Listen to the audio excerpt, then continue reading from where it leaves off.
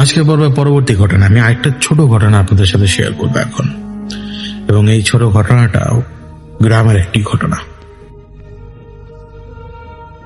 ঘটনা ঠিক এই এখন যেরকম বর্ষাকাল, এরকম বর্ষাকালের এক রাতের।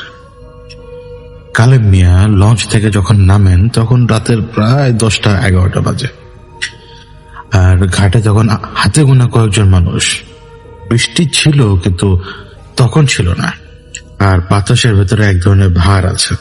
বৃষ্টি হওয়ার আগের বাতাস আর বৃষ্টির পরের বাতাস আমরা যারা অনুভব করি তারা সেই বাতাস সম্পর্কে জানি। এবং দূরে উনি নিজের চোখে দেখেছেন বিদ্যুৎ চমকাতে, কিন্তু ওই শব্দ ওনার কানে আসেনি। অর্থাৎ এইরকমই বর্ষার এক রাত।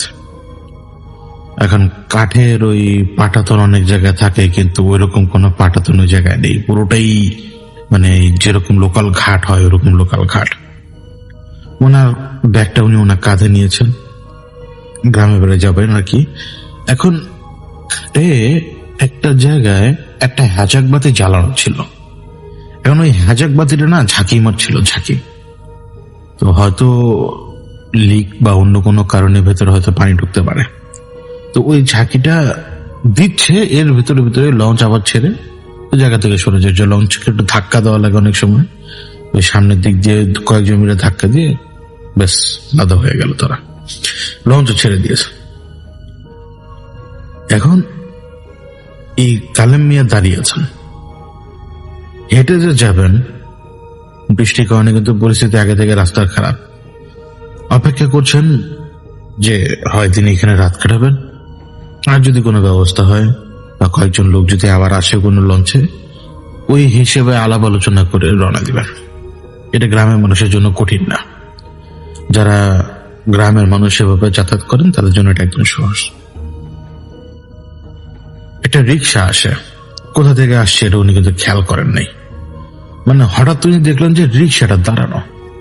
এখন চালক আবার ওই সিটের মধ্যে বসা, যেভাবে বৃষ্টির মধ্যে চালকরা নিজেদের পিছনে সিটে বসে এরকম, আর হুডও তোলা। তো সে কাছে যায়, কাছে যাওয়ার পরে সে জিজ্ঞেস করার আগেই ওইখান থেকে বলে যে যাবেন কই। তো খুব স্বাভাবিকভাবে বলে। তো কালেম মিয়া গ্রামের নাম বলে যে সে অমুক গ্রামে যাবে, এবং যখন ওই গ্রামের নাম বললো, লোকটা তখন আবার বলেছে ঠিক আছে উঠেন।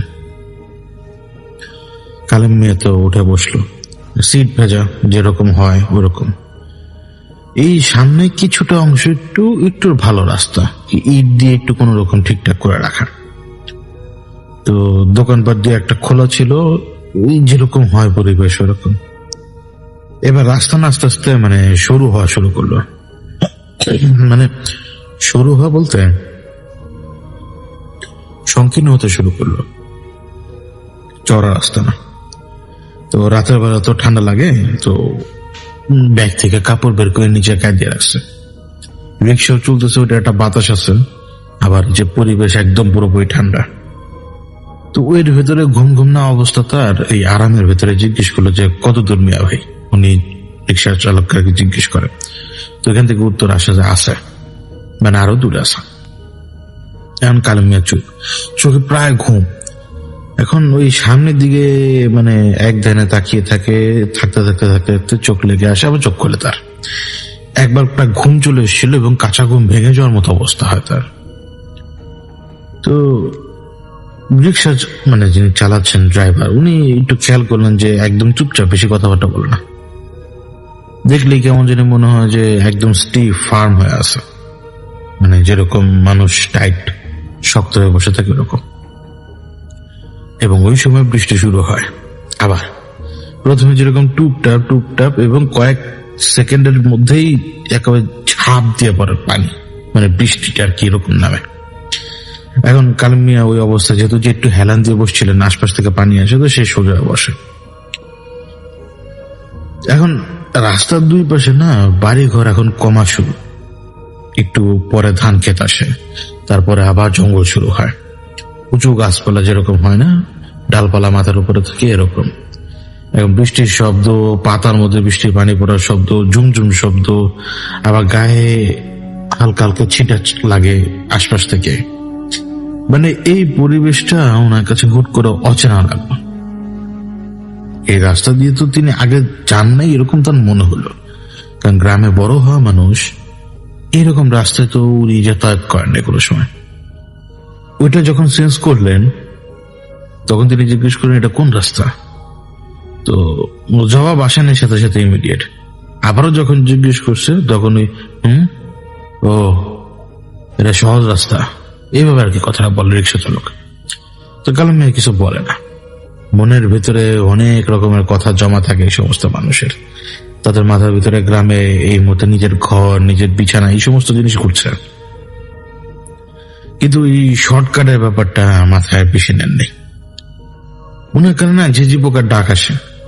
বৃষ্টির মধ্যে কিন্তু ঝিঝি পোকা ডাকে না তেমন, কিন্তু ওনার কানে আসে, মানে দূর থেকেই শুধু বৃষ্টি আর যে প্যাডেলের শব্দ, চেইনের শব্দ, এইগুলো শব্দ, এই কাদার উপরের শব্দ। এখন মানে কালাম মিয়া উঠে বসলেন, শরীরের ভিতরে কেমন যায় লাগছে তার, মানে এক ধরনের অনুভূতি। মনে হলো যে ওনার একটু দাঁড়াইলেও হয়তো ওনার একটু ভালো লাগতে পারে, অনেকক্ষণ ধরে বসা। তো ওই সেন্সে তিনি সামনের দিকে তাকালেন। ওনার চোখ গেল রিক্সাওয়ালার পায়ের দিকে, আরে কিন্তু নিচে, তাই না? তো পায়ের দিকে গেল চোখ, প্যাডেলটা কেমন জানি মনে হচ্ছে প্যাডেলে কোনো পা নাই, মানে পা দুইটা জাস্ট যে অনেক সময় প্যাডেল ছেড়ে দিয়ে রিক্সাওয়ালা চালকরা যেভাবে পা একসাথে মানে আটকে রাখে দুই হাঁটুর সাথে, ওরকম। তো চোখ ঠিকঠাক করে আরেকবার দেখার চেষ্টা করলেন। এখন বৃষ্টি, আবার অন্ধকার, আবার এই অল্প আলো, হয়তো চোখের ভুল, এরকম চিন্তা ভাবনা ওনার। তো বরাবর ইগনোর করলেন উনি, নিশ্চিন্তে একটু ঘুমানোর চিন্তা ভাবনাও করলেন। তো রাস্তা আরো শুরু, খেয়াল করতেছেন যে রাস্তা কিভাবে জানি দুই পাশ দিয়ে তাদেরকে ঘিরে ধরতেছে আস্তে আস্তে। রাস্তা যখন ঘিরে ধরতে শুরু করে আস্তে আস্তে, এই যে ডালপালা গুলা গ্রামে যখন আপনারা চলবেন দেখবেন যে একদম পাশ দিয়ে ঘেসে গেলে ডালপালা বাড়ি মারে, গাছের ডালপালা। এখন এভাবে বাড়ি মারতে শুরু করলো, মানে রিক্সার পাশ দিয়ে যাচ্ছে, সব বাড়ি মারতেছে, খসখস শব্দ।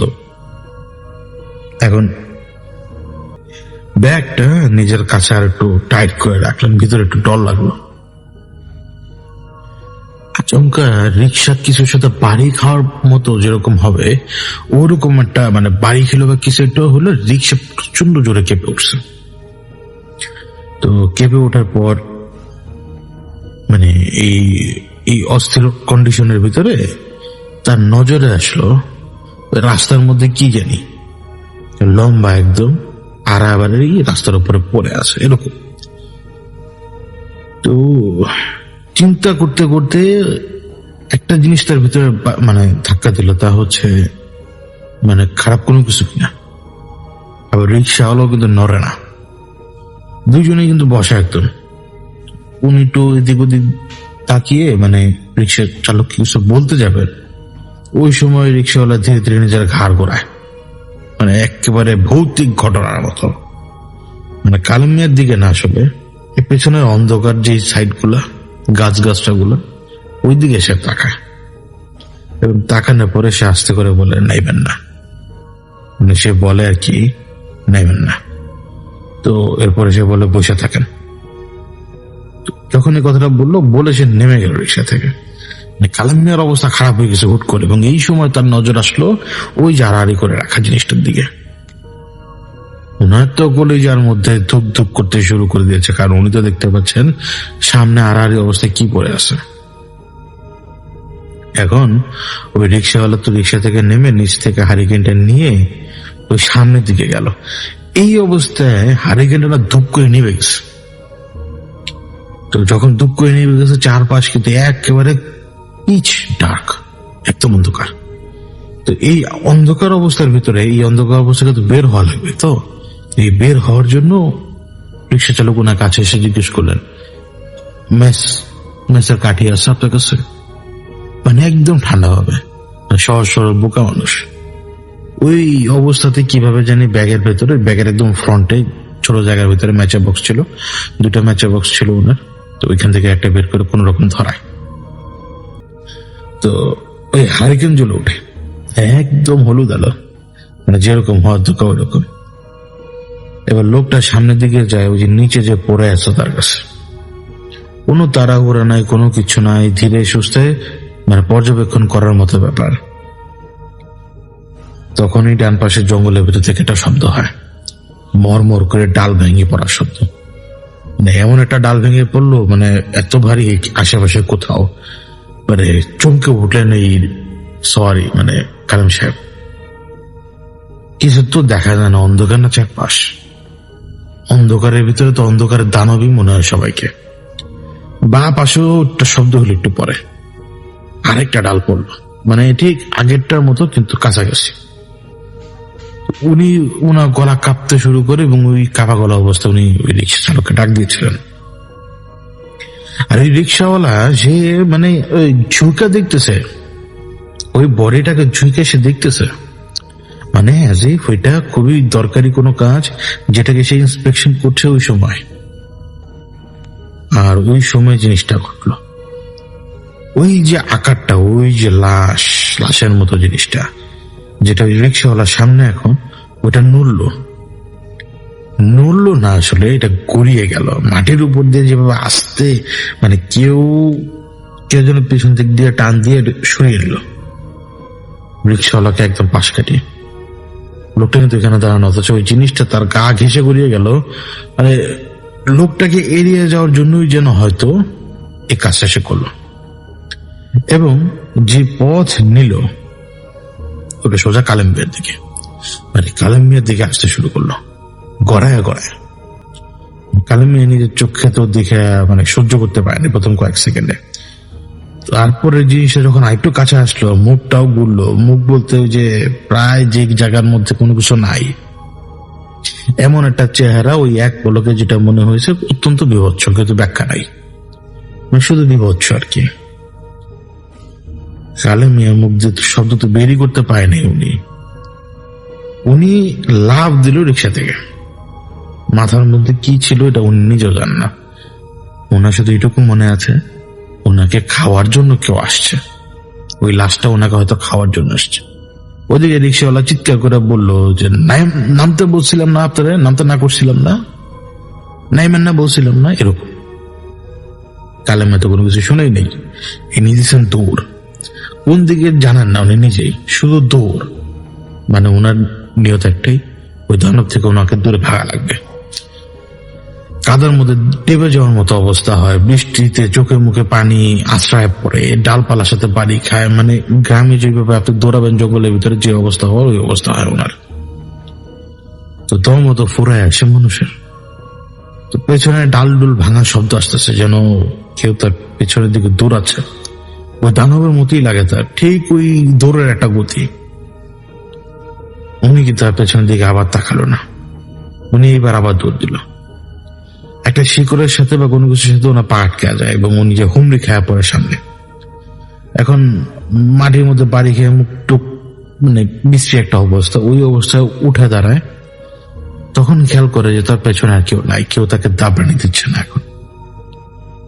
তো সামনের দিকে উনি তাকায়, চোখের ভিতরে কেমন জানি লাগছে, মানে খুব খুব বৃষ্টি রকমের কষ্ট হচ্ছে তার চোখে, কার মাটি ঢুকে গেছে, আবার বৃষ্টির পানিও পড়ে। তো এবার কোনো দিকে দৌড় দেয় নাই, শরীরে হাত পা ঠান্ডা, ন্যাচারালি তার মাথা থেকে সম্ভবত ওই ভয়টা ওই সময় সরে গেছে। তো এবার হাঁটা তো লাগবে একদিকে, তো চোখের ঠাওরে যে জায়গাটা একটু হালকা মনে হলো অন্ধকারের ভিতরে, ওই জায়গাটা দিকে আগালেন এবং আস্তে আস্তে আসলে গাছপালা একসময় একদম পাতলা হয়ে গেল। মানে এমন একটা জায়গার দিকে তিনি চলে আসছেন যে জায়গাটাতে জঙ্গল প্রায় শেষের দিকে। পরে দেখলো যে না, আসলেই গাছের ফাঁক দিয়ে মানে একটা খোলা জায়গা দেখা যায়, ওই অন্ধকারের ভিতরে সেটা বোঝা যায়। মাটির দেয়ালওয়ালা একটা বাড়ি, উপরে কিসের ছাদ এটা ওনার খেয়াল নাই, টিনের হইতে পারে কিন্তু মনে হয় না টিনের। আর ওই পাশে যে উঠানে মানুষজন যেরকম রান্না করার চুলা উঠানে তৈরি করে মাটির উপরে, ওইরকম মনে হলো তার যে মাটির উপরে চুলা। তো কিভাবে জানি তার মনে হলো যে ভিতরে আগুন চলে, ভালো চলে, হারিকেনের মতো কোন আলো। তো ওই উঠানের মুখে উনি দাঁড়ালো কিছুক্ষণ, শ্বাস নিল ঠিকঠাক ভাবে, বুক ভরে শ্বাস নিল, হাত পা কাঁপছে তার। তো এই বৃষ্টির ভিতরে উনি দরজার সামনে যায়, এখন কাদার মধ্যে না এবার শব্দ হচ্ছিল, যে শব্দটা উনি ঠেকানোর চেষ্টা করছিল কিন্তু পারছিল না। তো এই কুয়া ওই মানে ওই উঠানের যে পাশ দিয়ে যে চুলা, ওই চুলার পাশ দিয়ে যখন উনি যাচ্ছে ওই সময় ওদিক দিয়ে আবার পানি নামার শব্দ হচ্ছে, মানে স্রোতের মতো পানি নামার শব্দ। দরজার সামনে যে সময় যে দাঁড়ালো ওই সময় মানে দরজাটা বুঝলো যে হালকা ভিজানো, মানে হালকা করে রাখা। উনি ডাক দিল, তো ও কয়েকবার ডাক দেওয়ার পরে ভেতর থেকে সারা দেয় যে কে। তো কালেম তখন পরিচয় দেয় নিজে যে আমি কালেম, আজিজের পোলা, অমুক গ্রামের। তো আরেকটু সময় পরে ওই গেটের সামনে কেউ আসেন, তো ওই ভেতর থেকেই বলে যে ভেতরে আসেন বাবা, বৃষ্টিতে ভিজতেছেন। তো পরে কালেম মেয়ে ভেতরে ঢুকে, বললাম না যে গেটটা আলতো করে লাগানো। এখন ঘরের ভিতরে অন্ধকার, আর শুধু হারিকেন একটা কোনায়, আর আলোটা বাড়ি মারে কিন্তু বাড়ি একদম ঠান্ডা পুরো ঘর, আর পুরো মাটির ঘর যেরকম হয় সেরকম।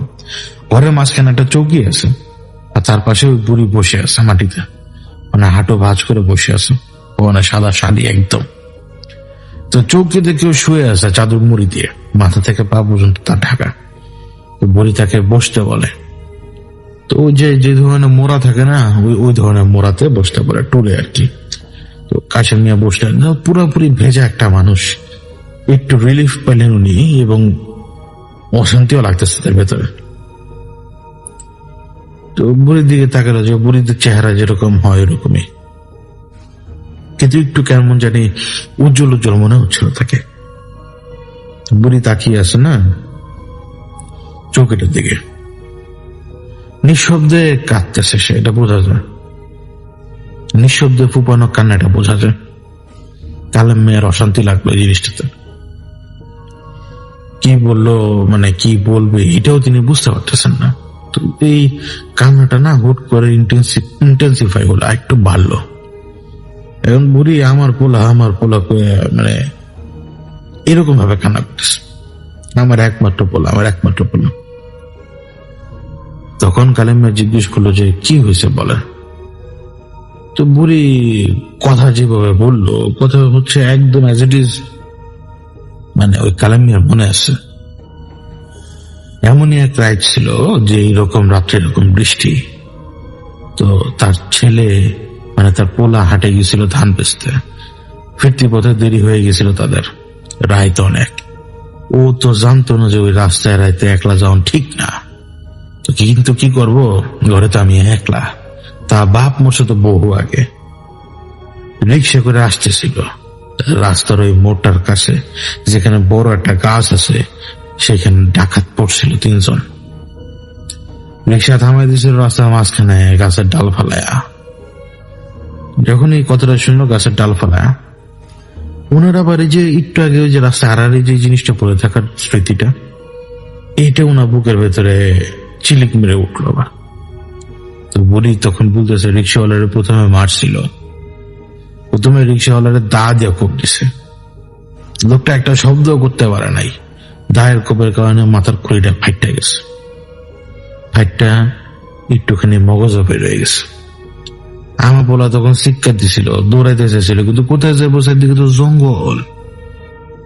কিন্তু ওই জঙ্গলও আমার পোলারে মনে হইলো ধরে লাইল। ওরাও ধরে ফেলছিল আমার পোলারে, টাকা পয়সা যা ছিল লইয়া নিছিল, তারপরও ছাড়ে নাই আমার পোলাটারে। একজনে কইছিল দীক্ষা ফেলাইছে আমাগো, বাচ্চা রিক্ষা যখন যাব না। আর একজন কইছিল যে থাক ছাইরাতে কিচ্ছু হবো না। আমার পোলা হাতে পায়ে ধরছিল, কাঁদছিল, কইছিল বাড়িতে বুড় একটা মা আছে আমার, একলা, কেউ নাই তার।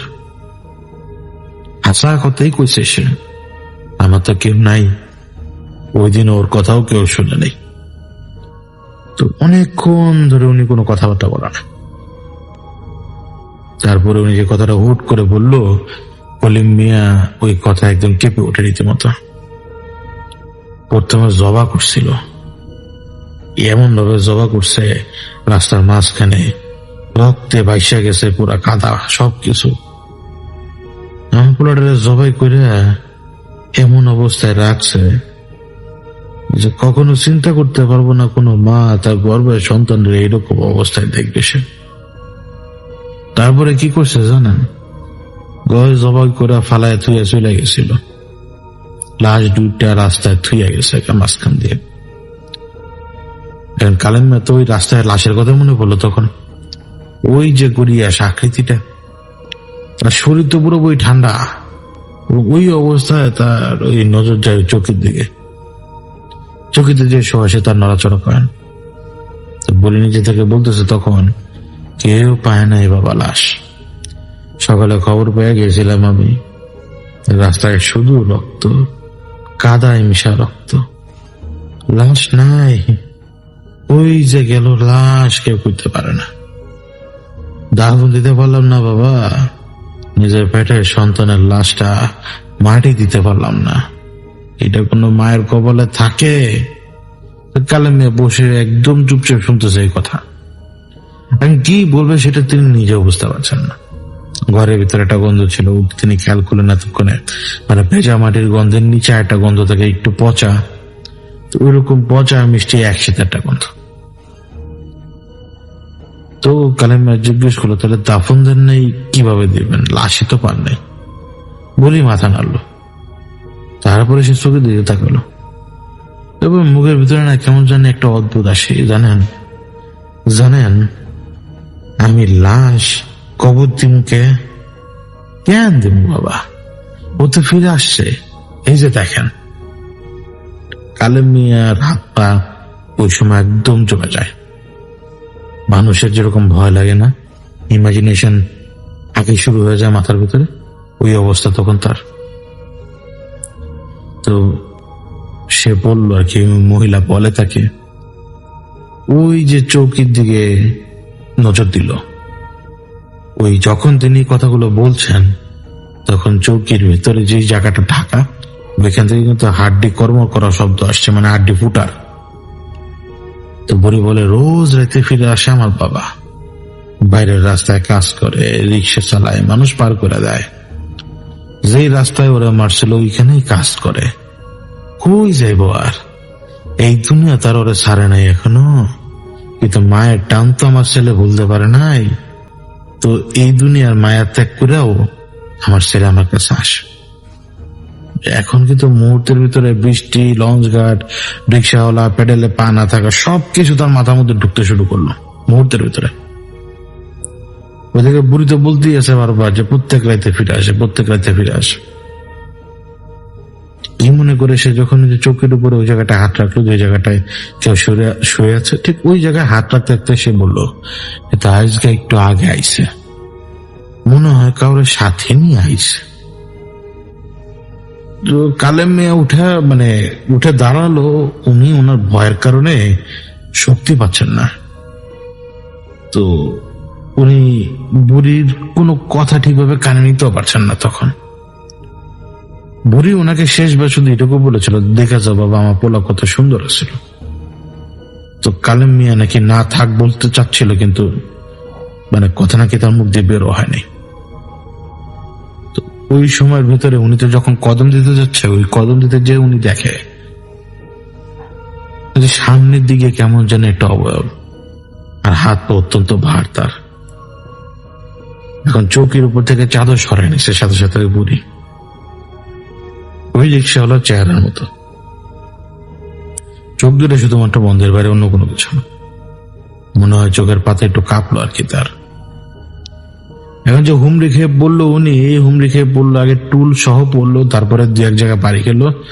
তো অতক্ষণে ওনার কানে একটা শব্দ আসছিল যে বুড়ি তাকে জিজ্ঞেস করছিল, চিনছো নাকি বাবা? কিন্তু উনি তো কোনো কথার উত্তর দেয় না। কোনো মতে ঘর থেকে যখন তিনি বের হয়ে আসে, তখন পেছন থেকে তাকে চিৎকার করে বলতেছিল, যাইও না বাবা, বৃষ্টি এখনো থামে নাই। বুড়ি তাকে বলছিল এই কথা, কিন্তু উনি বের হয়ে যান। এবং বের হওয়ার পরে কি হয়, একেবারে ওটা মুখোমুখি সেই রিক্সাওয়ালা, একেবারে ফেস টু ফেস। ভেজা শরীর, গায়ে কাদা মাখা, গলায় কাটা দাগ আছে, কিন্তু গলাটা খোলা না, বরং কাটা গলার পাশ দিয়ে রক্ত ঝরছে। ব্যাসের দূরিত মনে ছিল। মারাত্মক আতঙ্কে তিনি তার জ্ঞানই হারিয়ে ফেলেছেন। জ্ঞান, মানুষের এই অবস্থায় কখনো জ্ঞান ফেরে না।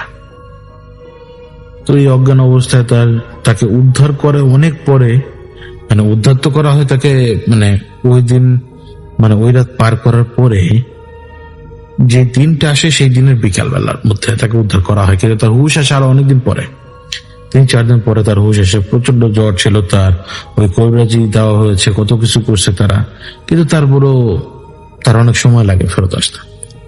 এবং তারপরে সে যখন নিজের হুশে আসে, ঘরে সে কিন্তু ওই কথা বলে যে সে কি লক্ষ্য করেছে, কি দেখেছে, সেই সমস্ত কিছু তখন মানুষকে খুলে বলে। এবং ঘটনা কিন্তু সত্য। বুড়িও কিন্তু আছে, জানেন, বুড়িও ছিল। বুড়ির সাথে যখন একবার দেখা করলো তারা, তখন বললো বুড়ি আবার একটু ওই ঘ্যান ঘ্যান করা মহিলা, তো তিনি আবার নাকি তাদের সাথে একটু রুড ব্যবহার করেছিল। স্বাভাবিকভাবে আপনি তো যে বলতে পারবেন না যে আমি আপনার চৌকির উপর একটা লাশ দেখছি, এত পোড়া লাশ। তো ঘটনাটা এটুকুই। প্রিয় লিসেনার্স, চলুন শুরু করি আজকের এপিসোডের শেষ ঘটনা। এই ঘটনাটি আমাদেরকে যিনি পাঠিয়েছেন, ওনার নাম মোহাম্মদ জায়েদ। ওনার বাড়ি চট্টগ্রামের চক বাজার এলাকায়। উনি বর্তমানে ইন্টার ফার্স্ট ইয়ারের একজন স্টুডেন্ট। উনি যে ঘটনাটি আমাদেরকে পাঠিয়েছেন, এই ঘটনাটি ওনার চাচার সাথে ঘটেছে।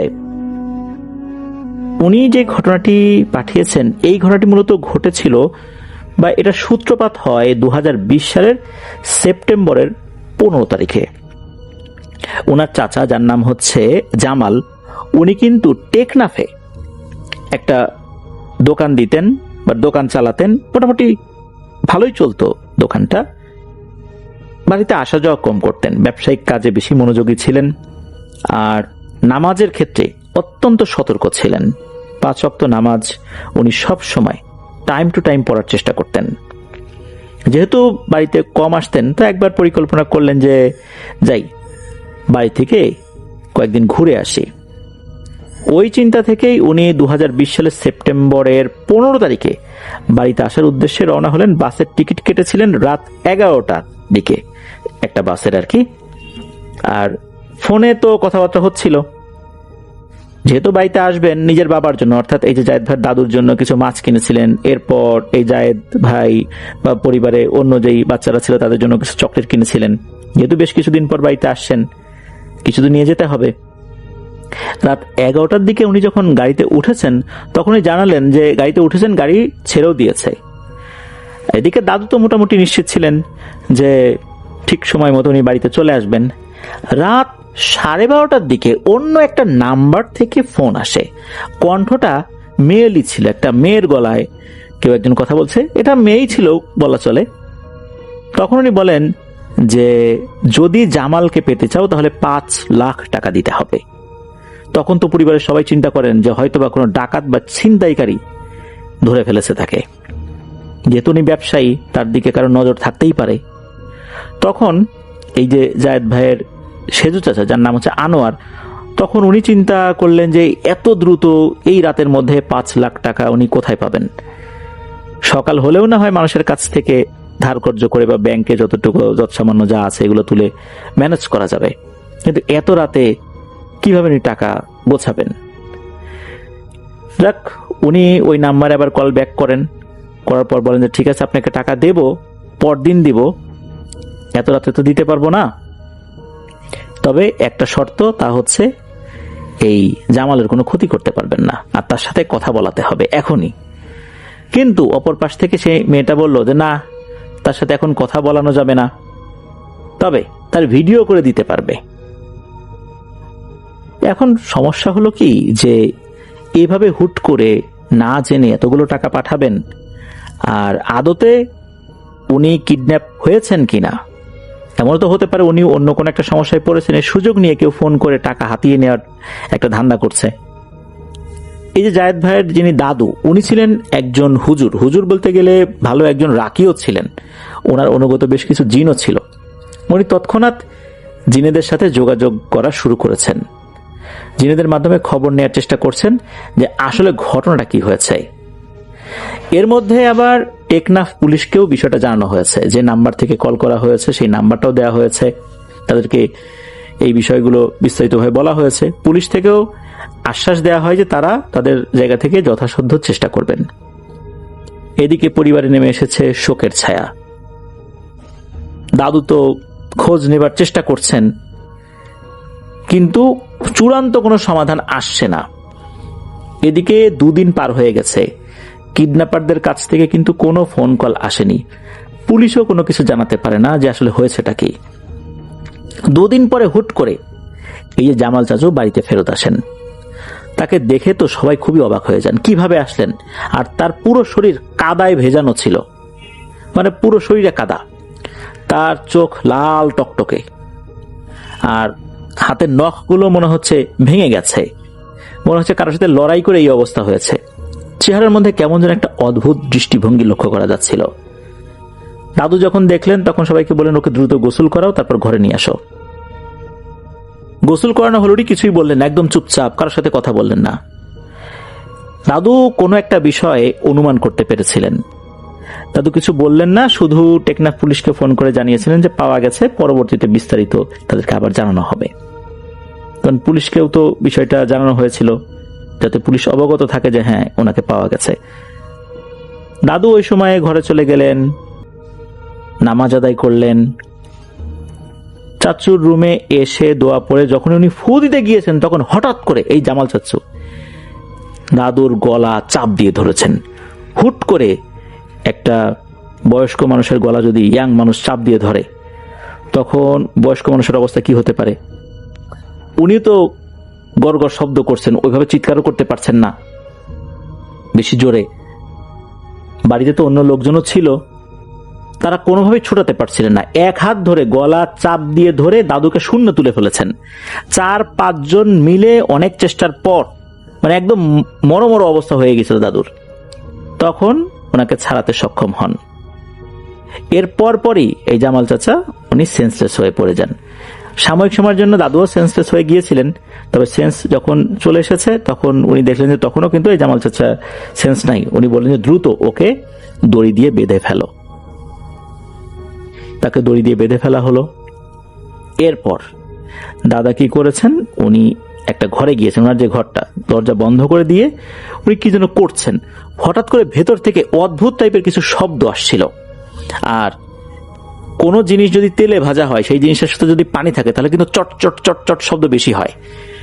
যখন কোনো মাছ তেলে ভাজার জন্য ছেড়ে দেওয়া হয়, তখন কিন্তু চট চট শব্দ বেশি হয়, কারণ মাছের সাথে কিন্তু একটু পানি থাকে। আর তেলের সংস্পর্শ, বিশেষ করে গরম তেলের সংস্পর্শে যদি পানি থাকে, তাহলে কিন্তু এরকম শব্দ হয়। ওরকম শব্দ হচ্ছিল। এবার আর একটা বিষয় দেখা গেল, সেটা হলো বাড়ির ভেতরে এমন বিশ্রী দুর্গন্ধ ছড়িয়ে পড়েছে, মনে হচ্ছে খুবই বিশ্রী দুর্গন্ধযুক্ত কোনো মাংস গরম তেলে ভাজা হচ্ছে। এরকম কিন্তু চলছিল অনেকক্ষণ। প্রায় 30 মিনিট পর দাদু ঘর থেকে বেরিয়ে এলেন। ওই ঘরে কিন্তু এই জামাল চাচাও ছিল। বের হয়ে এসে বললেন যে দোকান থেকে কাফনের কাপড় নিয়ে আসো, আর জামালকে শেষ বিদায়ের জন্য তোমরা সবাই প্রস্তুতি নাও, কেননা জামাল আর পৃথিবীতে নেই। এই কথা শোনার সাথে সাথে পরিবারের সবার মাথার উপর যেন আকাশ ভেঙে পড়ল। এ কি কথা, একটু আগেই না জীবিত ছিল, সে কিভাবে মারা গেল? উনি তো সুস্থই ছিল। দাদু কান্নায় ভেঙে পড়লেন এবং বলতে শুরু করলেন এমন কিছু কথা যা আসলে কেউই জানতো না। তা হচ্ছে, দাদু জানতে পেরেছিলেন তার পাঠানো জিনের মাধ্যমে। সেটা হচ্ছে, এই জামাল চাচু যখন টেকনাফে ব্যবসা করছিলেন, ওখানে একটা মেয়ের সাথে ওনার সম্পর্ক হয়। তবে এই মেয়েটা যে অমুসলিম ছিল, এটা কিন্তু মেয়েটা কখনোই জামাল চাচুকে বলেন নাই। তার আচার আচরণ, চলাফেরা, হাব ভাব সবকিছুতে কিন্তু একটা মুসলিম মেয়ে যেভাবে চলাফেরা করে এরকম ভাবটা ছিল। জামাল চাচু তো 5 ওয়াক্ত নামাজ কালাম পড়তেন। উনি যখনই বুঝতে পেরেছেন যে মেয়েটা মুসলিম নন, তখনই তো উনি বেঁকে বসেছেন যে এটা কিভাবে সম্ভব, আমি তো অমুসলিমকে বিয়ে করতে পারবো না, আমার ধর্ম তো সেটা এলাও করে না, আমি তো এটা করবো না।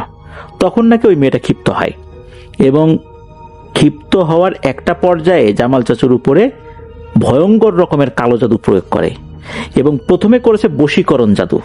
বশীকরণের মাধ্যমে ওনার সাথে এমন কিছু কাজ করেছে যেটা সম্পূর্ণরূপে জামাল চাচুর অনিচ্ছাতে।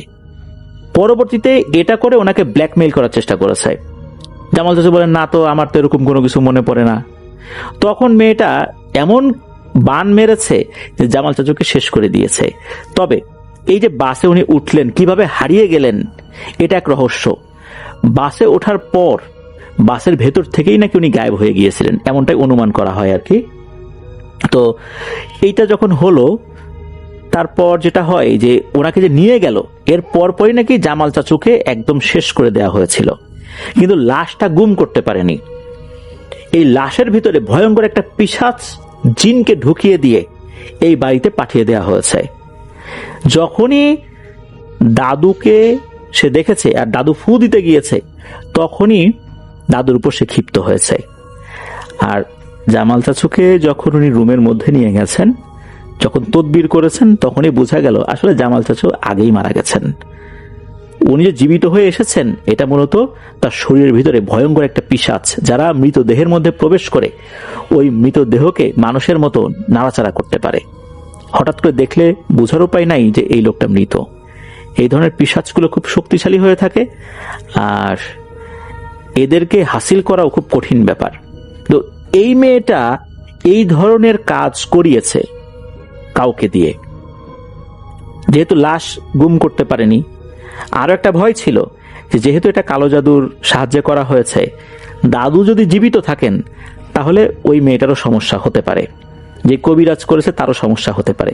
দাদু মূলত তার ঘরে ঢোকার পর ওই জিনটাকেও শেষ করে দিয়েছেন, কিন্তু জিনটাকে তার শরীর থেকে বাইরে বের করার পরপরই জামাল চাচু তো আর পৃথিবীতে নেই। তখন তাকে দাফন কাফন করানো হয়েছে। এই ঘটনার অল্প কিছুদিনের মাথায় ওই যে মেয়েটা, ওই মেয়েটা নাকি এই বাড়িতে এসেছিল, হাউমাউ করে কান্নাকাটি করেছে তার কৃতকর্মের জন্য। তার দিকে কিন্তু দাদা দাদি ফিরেও তাকান নাই। সে তার কৃতকর্মের জন্য ক্ষমা চেয়েছে। দাদি নাকি বলেছিল যে তুমি তাকে পছন্দ করো, সেটা তুমি আমাদেরকে এসে বলতে পারতা। তুমি ভিন্ন ধর্মের, এইটাও তো একটা উপায় আছে আমাদের ধর্ম মতে কিভাবে এটা করা যায়। তুমি সেটা না করে আমার ছেলের এত বড় ক্ষতিটা কেন করতে গেলা? কাজটা তো তুমি ভালো করো নাই। তোমার বিচার আল্লাহর কাছে দিয়ে রেখেছি, আল্লাহ তোমার বিচার করবেন। ওই মেয়েটা পরিবারের অন্য সদস্যদের সাথেও কথা বলেছিল, কান্নাকাটি করেছিল, হাত পায়ে ধরে বসেছিল দীর্ঘক্ষণ। এরপরেও কিন্তু দাদা দাদি ক্ষমা করেন নাই। দাদা নাকি এই ঘটনার পর ওই মেয়েটাকে মেরে ফেলার জন্য সব ধরনের ব্যবস্থা করেছিল তার জিনকে দিয়ে, কিন্তু দাদি এটা করতে দেন নাই। দাদি চেয়েছিলেন যে এরকম একটা কাজ করে শেষ বয়সে এসে দাদুর হাত মানুষের রক্তে রঞ্জিত না হোক, যে উনি তদবির করে জিন পাঠিয়ে ওই মেয়েটার ক্ষতি করবেন। জিনিসটা আসলে আল্লাহ এটা ভালোভাবে নিবেন না। এই জন্য দাদি বলেছিলেন যে আমি আল্লাহর কাছে বিচার দিয়ে দিয়েছি, আল্লাহই বিচার করবেন। মেয়েটা অনেক কান্নাকাটি করার পরও দেখলেন যে কোনো কাজ হবে না, এরপর ওই বাড়ি থেকে চলে যান। আর ওই মেয়েটার এখন কি অবস্থা এটা কেউ জানে না, তার কি হয়েছে না হয়েছে, সে এখন কি করছে এটাও ওই পরিবার থেকে কোনো খোঁজ খবর রাখেনি। এটাই ছিল ঘটনা। প্রিয় লিসেনার্স, আসলে এই যে ঘটনাটা যেটা আমরা শেয়ার করলাম, আপনারা এই ঘটনাটা কিভাবে চিন্তা করবেন আমি ঠিক জানি না। তবে কেউ যখন কারো প্রতি খুব বেশি আকৃষ্ট হয়ে যায়, হঠাৎ করে তার থেকে যদি বিচ্যুত হয়ে যায় বা সে অস্বীকার করে বা গ্রহণ না করে, তখন অনেকেই কিন্তু এই ধরনের পথে হাঁটতে থাকেন। কিন্তু এটা মোটেও উচিত নয়। কালো জাদুর আশ্রয় নিলে এর একটা প্রভাব অবশ্যই থাকবে। তবে এই ঘটনার মধ্যে এমন কিছু বিষয় রয়েছে যা পুঙ্খানুপুঙ্খভাবে বিবরণ দেওয়া আসলে সম্ভব নয়। দাদু যতটুকু বলেছিলেন তার অংশ বিশেষ বলা হয়েছে, সবকিছু বলাটা হয়তোবা ঠিকও হবে না। যতটুকু বলা যায় আমরা ততটুকুই বলার চেষ্টা করেছি। এটাই ছিল ঘটনা। ধন্যবাদ জানাচ্ছি আজকের এপিসোডে যারা ঘটনা পাঠিয়েছেন, ধন্যবাদ জানাচ্ছি যারা ধৈর্য ধরে পুরো এপিসোডটি শুনেছেন। প্রিয় লিসেনার্স, আপনাদের পাঠানো ঘটনাগুলো দিয়ে অনেকটা পথ আমরা এগিয়ে যেতে চাই। আপনাদের পাঠানো ঘটনাগুলোই আমাদের চলার পথের পাথেয়। ঘটনা না পেলে কিন্তু আমরা আমাদের এপিসোডগুলো কিন্তু রান করতে পারবো না, থেমে যাবে আফনান দ্য হরর ওয়ার্ল্ডের পথ চলা। এজন্য বলি, আপনাদের জানা বা আপনাদের সাথে ঘটে যাওয়া সত্য ভয়ের ঘটনাগুলো আমাদেরকে লিখে বা রেকর্ড করে ইমেল করুন afnanthehorrorworldbd@gmail.com এই ইমেল অ্যাড্রেসে। তবে একটা কথা, আমরা সত্য ভয়ের ঘটনা প্রচারে বিশ্বাসী, আমরা আমাদের জায়গা থেকে সেই চেষ্টাটা করি। তবে সব ঘটনার সত্যতা তো আমরা নিশ্চিত করতে পারি না, এটা আমাদের অক্ষমতা, এটা আমাদের একটা বড় ধরনের অক্ষমতায় বলতে হবে, এটা আসলে সম্ভব নয়। এজন্য আমাদের এই অক্ষমতাকে আপনারা ক্ষমা সুন্দর দৃষ্টিতে দেখবেন। সত্য ভয়ের ঘটনা যদি না পাই, কখনো বানিয়ে বানিয়ে ঘটনা বলতে হয়, তাহলে আমাদের পথে চলা আমরাই থামিয়ে দেব। এটা নিয়ে আমরা আর কাজ করব না। আপনাদের কাছ থেকে আমরা যতদিন ঘটনা পাবো, আমাদের পথে চলাও এভাবেই ইনশাল্লাহ চলতে থাকবে। আল্লাহ আমাদের এই প্রচেষ্টাকে কবুল করুন, আমাদের সকল লিসেনারকে কবুল করুন। আমরা একসাথে যেন অনেকটা পথ পাড়ি দিতে পারি, শুধু ভয়ের ঘটনার মাধ্যমে ভৌতিক বিনোদন নয়, এর থেকে যেন আমরা ভালো কিছু শিক্ষাও অর্জন করতে পারি, যা আমাদের সাদকায়ে জারিয়া হিসাবে থেকে যাবে। আল্লাহ আমাদের কবুল করুন, সবাইকে কবুল করুন। আমার জন্য দোয়া করবেন, আমার পরিবারের জন্য দোয়া করবেন, আপনাদের জন্য দোয়া রইল, আপনাদের পরিবারের প্রত্যেকের জন্য দোয়া রইল। মহান আল্লাহ সুবহানাহু ওয়া তাআলা আমাদেরকে ভালো রাখুন, সুস্থ রাখুন, নিরাপদে রাখুন, আনন্দ হরওয়ালের সাথে রাখুন। আসসালামু আলাইকুম।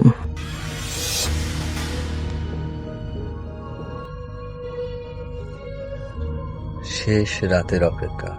রাত তখন প্রায় 11:30। গ্রামের রাস্তা একদম ফাঁকা, চারপাশে কুয়াশা।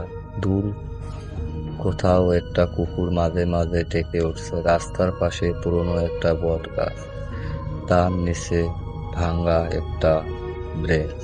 গ্রামের মানুষ সন্ধ্যার পর ওই রাস্তা দিয়ে সাধারণত যায় না, কারণ সেখানে নাকি প্রতি রাতে একজন মেয়ে দাঁড়িয়ে থাকে, সাদা শাড়ি পরে, চুলগুলো মুখের উপর পড়ে থাকে, আর সে শুধু একটা কথাই বলে, ভাইয়া শেষ বাসটা কি চলে গিয়েছে? লোকজন বলে মেয়েটার নাম ছিল মায়া। প্রায় 10 বছর আগে এই রাস্তার পাশে এক রাতে তার মৃত্যু হয়েছিল, কিন্তু কি হবে সেটা কেউ ঠিক করে বলতে পারে না। সেদিন রাতে রাকিব শহর থেকে গ্রামে বাড়িতে ফিরছিল। বাস থেকে তাকে নামিয়ে দেওয়া হলো বাজারের মোড়ে। রাত তখন 11:20। বাড়ি যেতে হলে তাকে আরো প্রায় 2 কিলোমিটার হাঁটতে হবে। রাকিব ফোন বের করে দেখলো মায়ের 3টা মিস কল। সে ফোন করলো, হ্যালো মা। ওপাশ থেকে মায়ের কাপা গলা, বাবা কোথায়? বাজারে নামলাম, এখন হাঁটছি। এখনই? হ্যাঁ। মা একটু চুপ করে থেকে বললেন, বটগাছটা রাস্তা দিয়ে যাস না। রাকিব হেসে বলল, মা তুমি এখনো এসব বিশ্বাস করো? আমি যা বলছি শোনো, অন্য রাস্তা দিয়ে আয়। অন্য রাস্তা দিয়ে গেলে তো 1 ঘন্টা লাগবে, তবু আয়। রাকিব আর কিছু বলল না, ফোন কেটে দিল। তারপর ব্যাগটা কাঁধে নিয়ে হাঁটা শুরু করলো। প্রায় 15 মিনিট পর সে বটগাছটার কাছে পৌঁছালো। চারপাশ একদম চুপচাপ। হঠাৎ ভাইয়া। রাকিব থেমে গেল, তার বুকটা কেঁপে উঠল। কণ্ঠটা যেন গাছের নিচ থেকেই এসেছে। ভাইয়া শুনছে? রাকিব ধীরে ধীরে তাকালো। ব্রেঞ্চটার পাশে একজন মেয়ে দাঁড়িয়ে আছে, সাদা শাড়ি, লম্বা চুল, মুখটা দেখা যাচ্ছে না। রাকিবের গলা শুকিয়ে গেল। মেয়েটা ধীরে ধীরে বলল, শেষ বাসটা কি চলে গিয়েছে? রাকিব কোনো উত্তর দিল না। মেয়েটা আবার বলল, আমার ভাইয়া আসবে আমাকে নিতে। রাকিব এবার একটু সাহস করে বলল, আপনি এখানে দাঁড়িয়ে আছেন কেন? মেয়েটা মাথা তুলল। চুলের ফাঁক দিয়ে তার মুখটা দেখা গেল। অদ্ভুত শান্ত একটা মুখ, কিন্তু চোখ দুইটা, চোখের নিচে যেন কালো দাগ। মেয়েটা বলল, ভাইয়া আমাকে নিতে আসার কথা ছিল। কখন? 10 বছর আগে। রাকিবের শরীর ঠান্ডা হয়ে গেল। সে পিছিয়ে যেতে চাইল। ঠিক তখনই দূর থেকে বাসের হর্ন শোনা গেল। মেয়েটা হঠাৎ রাস্তার দিকে তাকালো। ওই তো! সে দৌড়ে রাস্তার দিকে যেতে লাগলো। রাকিব চিৎকার করে বলল, থামো। কিন্তু মেয়েটা থামলো না। হঠাৎ একটা প্রচন্ড শব্দ, থাম। তারপর সব চুপ। রাকিব দৌড়ে গেল, কিন্তু রাস্তার ওপার কেউ নাই, শুধু একটা পুরনো লাল রন্না পড়ে আছে। রাকিব ভয়ে দৌড়ে বাড়ির দিকে চলে গেল। বাড়িতে পৌঁছে দরজায় ধাক্কা দিতে লাগলো, মা মা। দরজা খুলে গেল। মা ছুটে এসে তাকে জড়িয়ে ধরলেন। তুই ওই রাস্তা দিয়ে গিয়েছিস? রাকিব হাঁপাইতে হাঁপাইতে বলল, মা, সেখানে একটা মেয়ে ছিল। মায়ের মুখ ফ্যাকাশে হয়ে গেল। কি বলেছে? রাকিব বলল, বলেছে তার ভাই তাকে নিতে আসবে। মা একটু চুপ করে রইলেন, তারপর ধীরে ধীরে বললেন, মায়া। রাকিব চমকে উঠল, কে মায়া? মা বসে বললেন, তোর বড় বোন। রাকিব যেন কিছুই বুঝতে পারল না। আমার বড় বোন? মা চোখ মুছতে মুছতে বললেন, হ্যাঁ, তুই যখন খুব ছোট তখন তোর একটা বড় বোন ছিল, নাম মায়া। কিন্তু আমি তো কখনো শুনিনি। শোনার মতো বয়স তোর ছিল না। মা জালেনার দিকে তাকালেন। 10 বছর আগে এক রাতে মায়া শহর থেকে ফিরছিল। শেষ বাসটা মিস করছিল। সে আমাকে ফোন করে বলেছিল, মা, তুমি চিন্তা করো না, রাকিবকে পাঠিয়ে দিও, ও আমাকে নিয়ে আসবে। রাকিবের বুকটা ধক করে উঠল।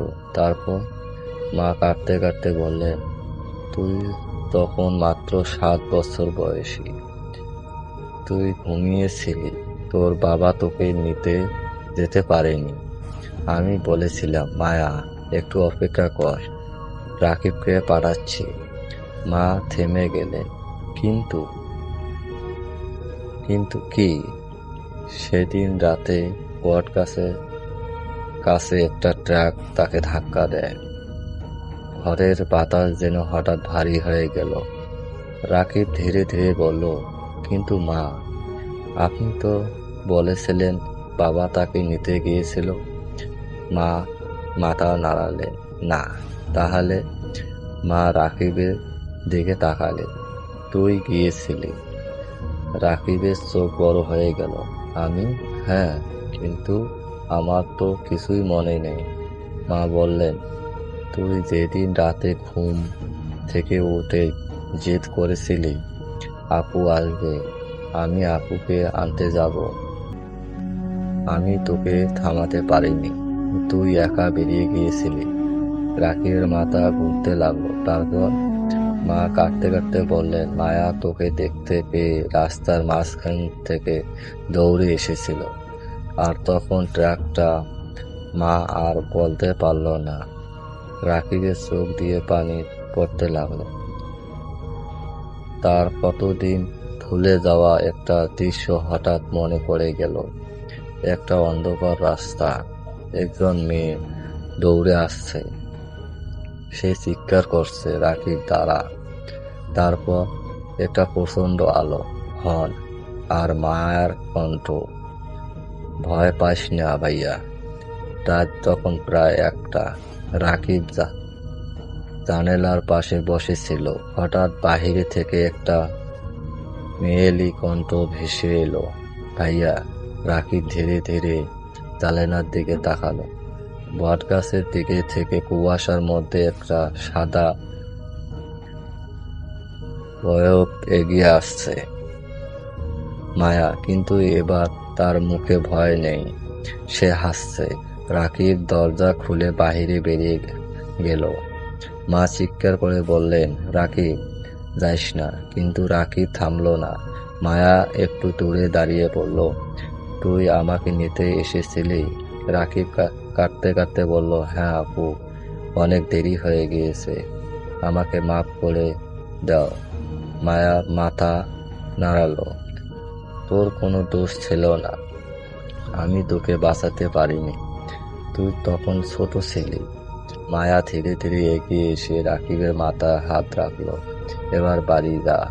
রাকিব চোখ বন্ধ করলো। কয়েক সেকেন্ড পর চোখ খুলে দেখলো কেউ নেই, শুধু মাটিতে পড়ে আছে সেই লাল রুন্নাটা। পরের দিন সকালে রাকিব রুন্নাটা নিয়ে বট গাছের নিচে গেল। গাছের গোড়ায় ছোট একটা পুরনো পাথর ছিল।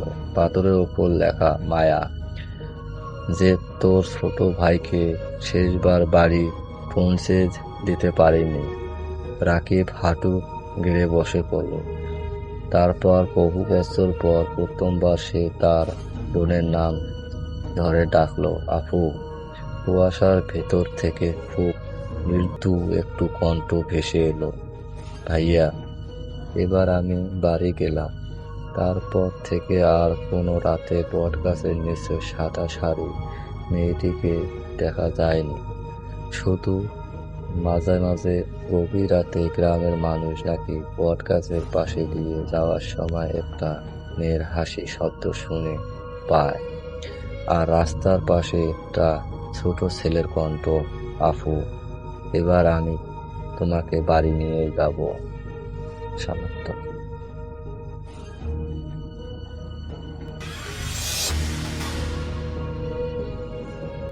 আবারও চলে এলাম অদ্ভুতুড়িতে এবং নিয়ে এলাম আপনাদের জন্য আরো একটি ঘটনা। এই ঘটনাটি আমার কাছে শেয়ার করেছেন ইউনাইটেড স্টেটস এর জর্জিয়া থেকে আশিক।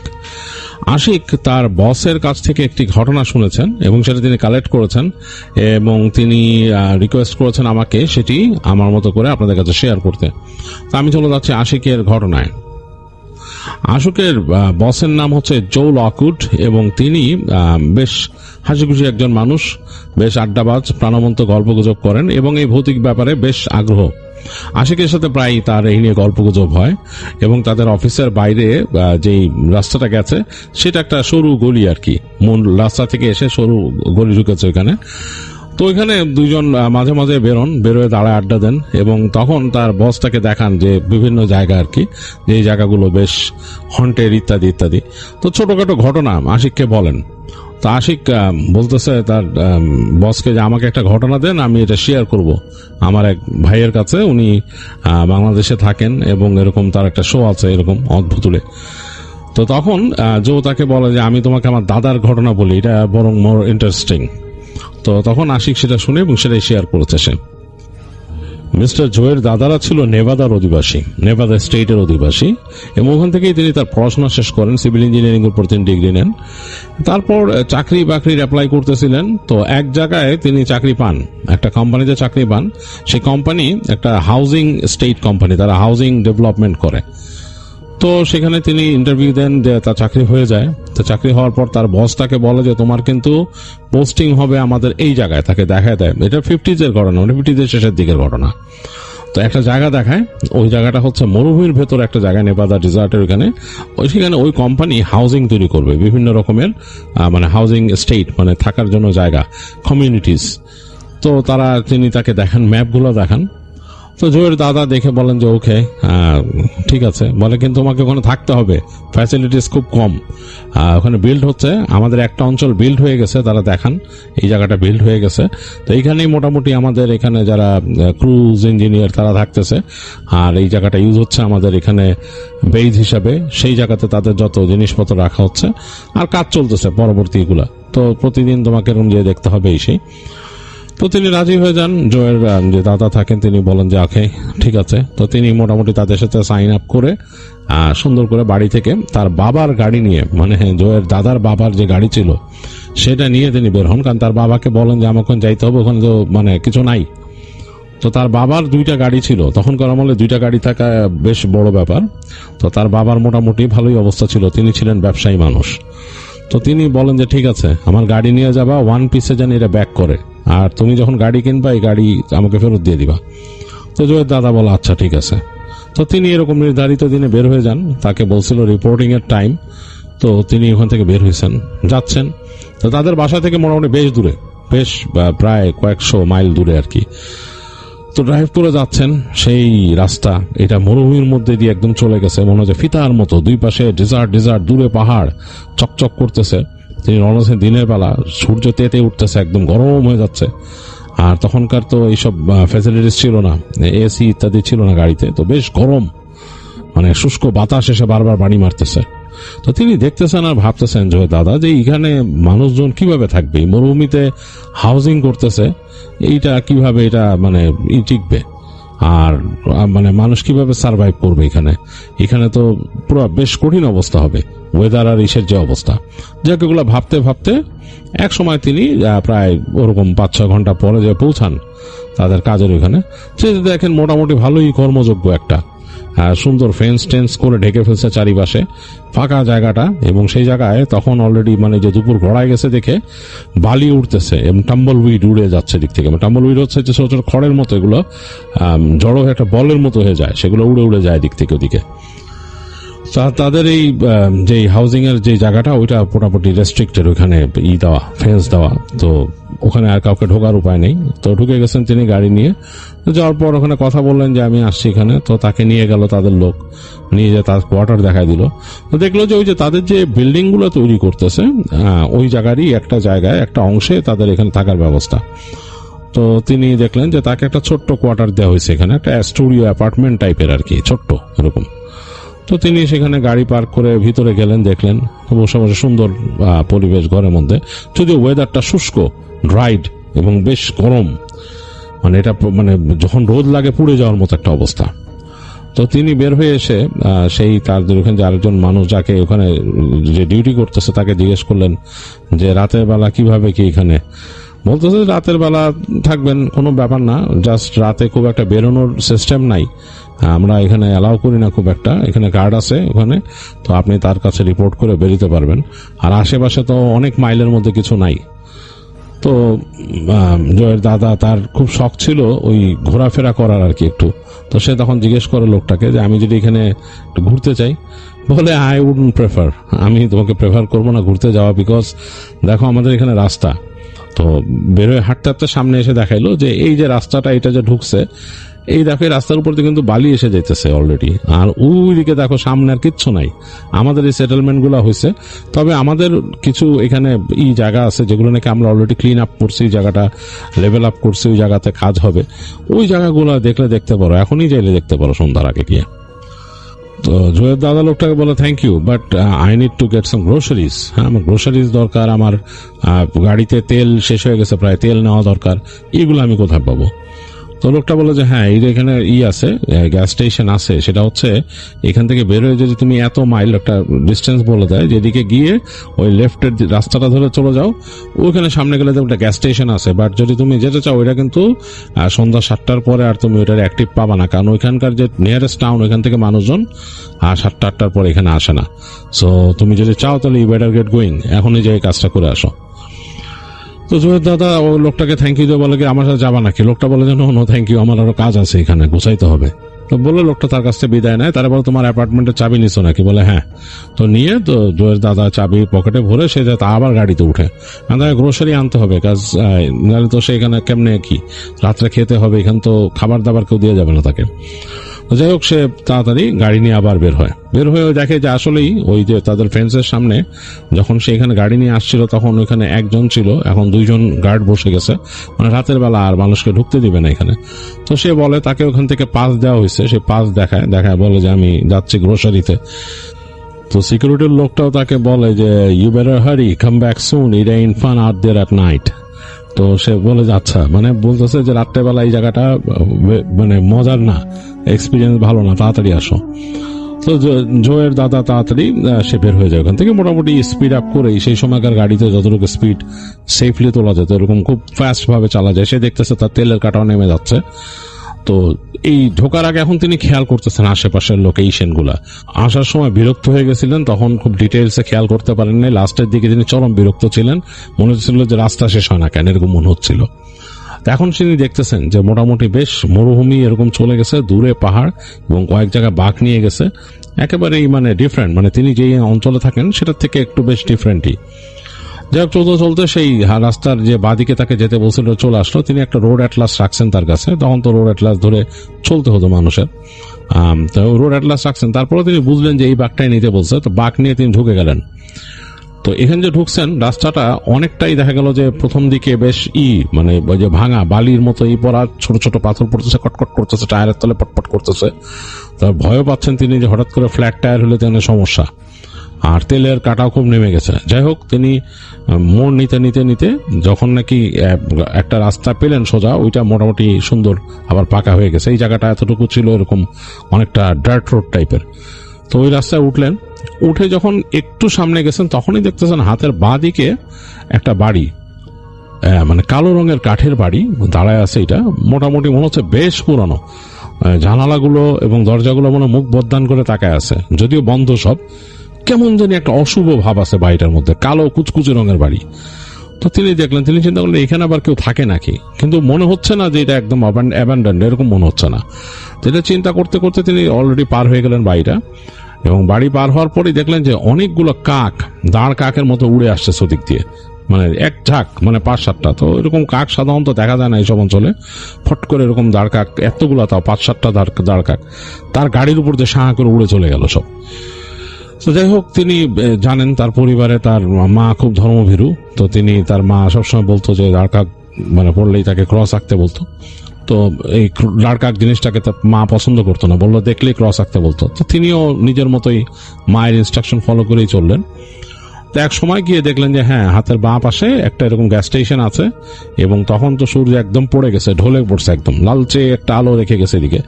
দেখলেন যে ভেতরে আলো জ্বলতেছে, মানে যে আছে। তো তখনও তিনি বুঝলেন যে ভেতরে আলো জ্বলতেছে। তাড়াতাড়ি গাড়িটাকে তিনি ওই পাম্পের মধ্যে দাঁড়া করায় দিলেন। দাঁড়া করায় তো ওইখানে কিন্তু তখন ফুল সার্ভিস পাম্প ছিল, মানে নিজে নিতে হতো না, ওরাই ফুল সার্ভিস ভরে দিত। তো তিনি দৌড় দিয়ে গেলেন ভিতরে। তো গিয়ে দেখেন যে একজন বেশ বয়স্ক লোক, 60 বয়স, তিনি ওখানে কাউন্টারের পিছনে দাঁড়ায় আছেন, চশমার ফাঁক দিয়ে তাকে দেখতেছেন, মানে কোনো কথা নেই, জাস্ট তাকায় আছেন। তো তিনি ওই লোকটার দিকে তাকায় জাস্ট বলেন হাই ডং বলে তিনি তাড়াতাড়ি হেঁটে গেলেন, গিয়ে তার ওখানকার তাদের যে ওখানে ফ্রিজার ছিল সেখান থেকে যত ফ্রোজেন খাবার ছিল সেগুলো ঢুকালেন, ক্যান ফুড নিলেন, ইত্যাদি ইত্যাদি নিলেন, আরো টুকিটাকি জিনিস ব্যাস্কেটে ভরে নিয়ে আসলেন সামনে। আসার পর লোকটা বলতেছে যে তুমি কোত্থেকে আসছো, তোমাকে তো দেখি নাই কখনো। তো সে বলে যে আমি এখানে নতুন জয়েন করছি, অমক হাউজিং বলে ওই জায়গার। তো লোকটা বলো হাউজিং এর কথা শুনে চোখটা এরকম উঁচু করে ফেললো, বলে ওই জায়গায় আচ্ছা আচ্ছা আচ্ছা, নতুন কোম্পানি, ওরা আসছে এই জায়গায়। বলে এই জায়গায় হাউজিং করে কি হবে, এখানে কে থাকতে আসবে, আমাদের এখানে কাস্টমার তো এখানে আসেই না সন্ধ্যার পরে, সবচেয়ে কাছের হাউজিং হলো অমুক জায়গায়। তো সেই জিনিসপত্রগুলো নিল আর বললো যে কেউ নাই এখানে, বলে থাকে না, বলে না, বলে ওই সামনে আমি একটা বাড়ি দেখছি এখানে। তো লোকটা একদম কেমন জানি গম্ভীর হয়ে গেল বাড়িটার কথা শুনে, আর কোনো কথা বললো না তাকে। জিনিসপত্র নিল, নেওয়ার পর তিনি বললো যে আমার তেল লাগবে। তো লোকটা বললো আচ্ছা। তো তাকে সব প্যাক করে দিয়ে টাকা পয়সা দিয়ে দিল, সে ওই তেলের দামও দিয়ে দিল যতটুকু তেল লাগবে। লোকটা আসলো, এসে তার গাড়ির মধ্যে তেল ভরলো। তেল যখন ভরতে তখন কিন্তু সূর্য ডুবে গেছে, চারিদিকে একটা ঠান্ডা ঠান্ডা বাতাস, কেমন একটা আকাশে লালচে ভাব, কিন্তু সূর্য কিন্তু ডুবে গেছে। তো ওই লোকটার স্টেশনের বাইরে শুধু একটা লাইট জ্বলতেছে। তো জয়ের দাদা জিজ্ঞেস করলো যে তোমরা কয়টা মন্দির খোলা রাখো। তো লোকটা তার দিকে তাকাইলো, তাকায় খানিকক্ষণ তাকাই থাকলো, তাকায় বললো যে বেশিক্ষণ না, যদি তোমাদের হাউজিং হয় হয়তো আমাদের এখানে আর একটু উন্নতি হতে পারে, হয়তো আমরা খোলা রাখবো, কিন্তু এখন এখানে রাখা একদমই সম্ভব না। ইনফ্যাক্ট আমি চিন্তা করতেছি আমি কখন চলে যাব তাড়াতাড়ি, বলে তার তেল ভরে দিয়ে বলে যে তুমিও সাবধানে যাও বাড়ি। তো জয়ের দাদা একটু অবাক হয়, আমি সাবধানে যাবো মানে এখানে কি? তো ওকে, সে আর কোনো কথা না বলে জিনিসপত্র ঢোকায়, গাড়ি স্টার্ট দেয়। তো সে মনে করে তাকে এই সাবধানে কথা বলতেছে, নির্জন রাস্তা, যদি কিছু হয় মানে বন্ধ হয়ে যায় গাড়ি এই কারণে হয়তো। তো সে আর কোনো কথা না বলে লোকটার থেকে বিদায় নিয়ে সে গাড়ি নিয়ে বের হয় রাস্তায় আবার ফিরতি পথে। তো দেখতেছে এখন অন্ধকার হয়ে গেছে, তার হেডলাইটের আলোতে রাস্তা আরো অন্যরকম লাগতেছে, মানে যতটুকু আলো পড়তেছে ততটুকুই সামনে দুই পাশে বেশ খানিকটা কিছুটা জায়গা আলোকিত হচ্ছে, তারপরে আর তো দেখা যাচ্ছে না এরকম, আর রাস্তার সামনে এরকম দেখতে দেখতে সে যাচ্ছে, এবং সে চিন্তা করলো যে তাদের এখানে কোনো রেডিও টিউন হয় কিনা দেখার খুব শখ। তো সে রেডিওর ওখানে হাত দিল আর কি দেখার জন্য। তো গাড়ির এটা নাড়তেছে, এই সময় হঠাৎ করে তার মনে হলো তার হেডলাইটের আলোর সামনে কিছু একটা পড়লো, মানে দৌড়ায় রাস্তা পার হচ্ছে এরকম। তো সে ব্রেক চাপ দিয়েছে, ব্রেক চাপ দিয়ে তার গাড়ি এরকম গ্যাঁচ করে এরকম মানে এদিক ওদিক হয়ে এক পাশে যে থেমে গেল রাস্তার পাশে। তো জয়ের দাদার বুক তখন ধুকবুক ধুকবুক করতেছে। সে চিন্তা করলো কি গেল আমার সামনে দিয়ে, কি, এবং আমি এটা আমার সাথে গাড়ির সাথে লাগেও নাই এরকম, কিন্তু এরকম কালো রঙ, এটা কি ভাল্লুক হতে পারে? তো সে চিন্তা করতেছে এখানে কি ভাল্লুক আছে, এই অঞ্চলে কি ভাল্লুক থাকে? সে আসলে এই সম্বন্ধে খুব একটা জানে না, সে কখনো দেখে নাই এরকম। তো সে চিন্তা করলো যে মানে বড় বাঁচা বেঁচে গেছি, এটা যেই প্রাণী হোক লেগে গেলে বিশাল সমস্যা, বাট বেশ বড় মনে হলো তার কাছে যে মোটামুটি বেশ ভালো সাইজেরই, রাস্তার উপর দিয়ে গেছে, বেশ উঁচু ছিল, তার গাড়ির বনেটের লেভেলে ছিল, সেটারই লাইট পুরো গায়ে পড়ছিল, কালচে ধূসর টাইপের কালার, দৌড় দিয়ে পার হয়েছে। এবং মনে হচ্ছে দৌড়টা ছিল অনেকটা যেরকম ভাবে গরিলা বা কিছু দৌড়ায় সেরকম গরিলার মতো করে দৌড়াইছে, এই জন্য সে আরো ভয় পাইছে। তো সে তাড়াতাড়ি গাড়ি স্টার্ট দিতে গেল, আবার গাড়ি স্টার্ট দিতে গেল, গাড়ি স্টার্ট হয়েছে কিন্তু গাড়ি কেমন জানি একটা ঘর ঘর ঘর ঘর শব্দ করতেছে। তো সে তাকায় দেখলো যে হিটের কাঁটা তার উঠে গেছে, তার যে হিটের কাঁটা উঠে গেছে, তার মানে রেডিয়েটারে হয়তো সমস্যা বা পানি নাই। তো সে চিন্তা করলো এইভাবে তো ড্রাইভ করা ঠিক না, কিন্তু এইখানে আমি কোথায় থেমে থাকবো? তো এই চিন্তা করে আস্তে আস্তে করে সে একটু সামনে বাড়তে থাকলো। তো এরপর দেখলো যে কাঁটাটা আরো উঠতেছে উপরে, মানে হাফ ওয়ের উপরে ছিল, কাঁটা আরো উঠতেছে। তো সে চিন্তা করলো আমার মনে রেডিয়েটারে পানি নাই। যাই হোক, সামনে গিয়েই সে দেখতে পাচ্ছে, আর একটু সামনে গিয়ে ওই বাড়িটা দেখতে পাচ্ছে, যে বাড়িটা কালো রঙের কাঠের বাড়ি। ততক্ষণে আকাশে চাঁদ উঠছে এবং চাঁদের আলোয় বাড়িটার ইসের মধ্যে পড়ছে, ছাদের উপরে পড়ছে, একদম কালচে কেমন যেন লাগতেছে চাঁদের আলোতে। তো তিনি গাড়িটারে মানে পাশে রেখে দিলেন, রাস্তার পাশে রেখে টার্ন অফ করে দিলেন, যেহেতু পাইন নাই। তো গাড়ি থেকে বেরোলেন, বের হয়ে তিনি যে তার পিছনের যে ট্রাঙ্ক খুললেন গাড়ির, খুলে ওইখানে গ্যালন ছিল তার ওই পানির জন্য, সেটা তিনি নিলেন, নিয়ে ওইটা লাগায় আস্তে আস্তে হাঁটা ধরলেন। চিন্তা করলেন যে ওই বাড়িতে গিয়ে দেখি ওদের কাছে পানির কোনো ব্যবস্থা আছে কিনা।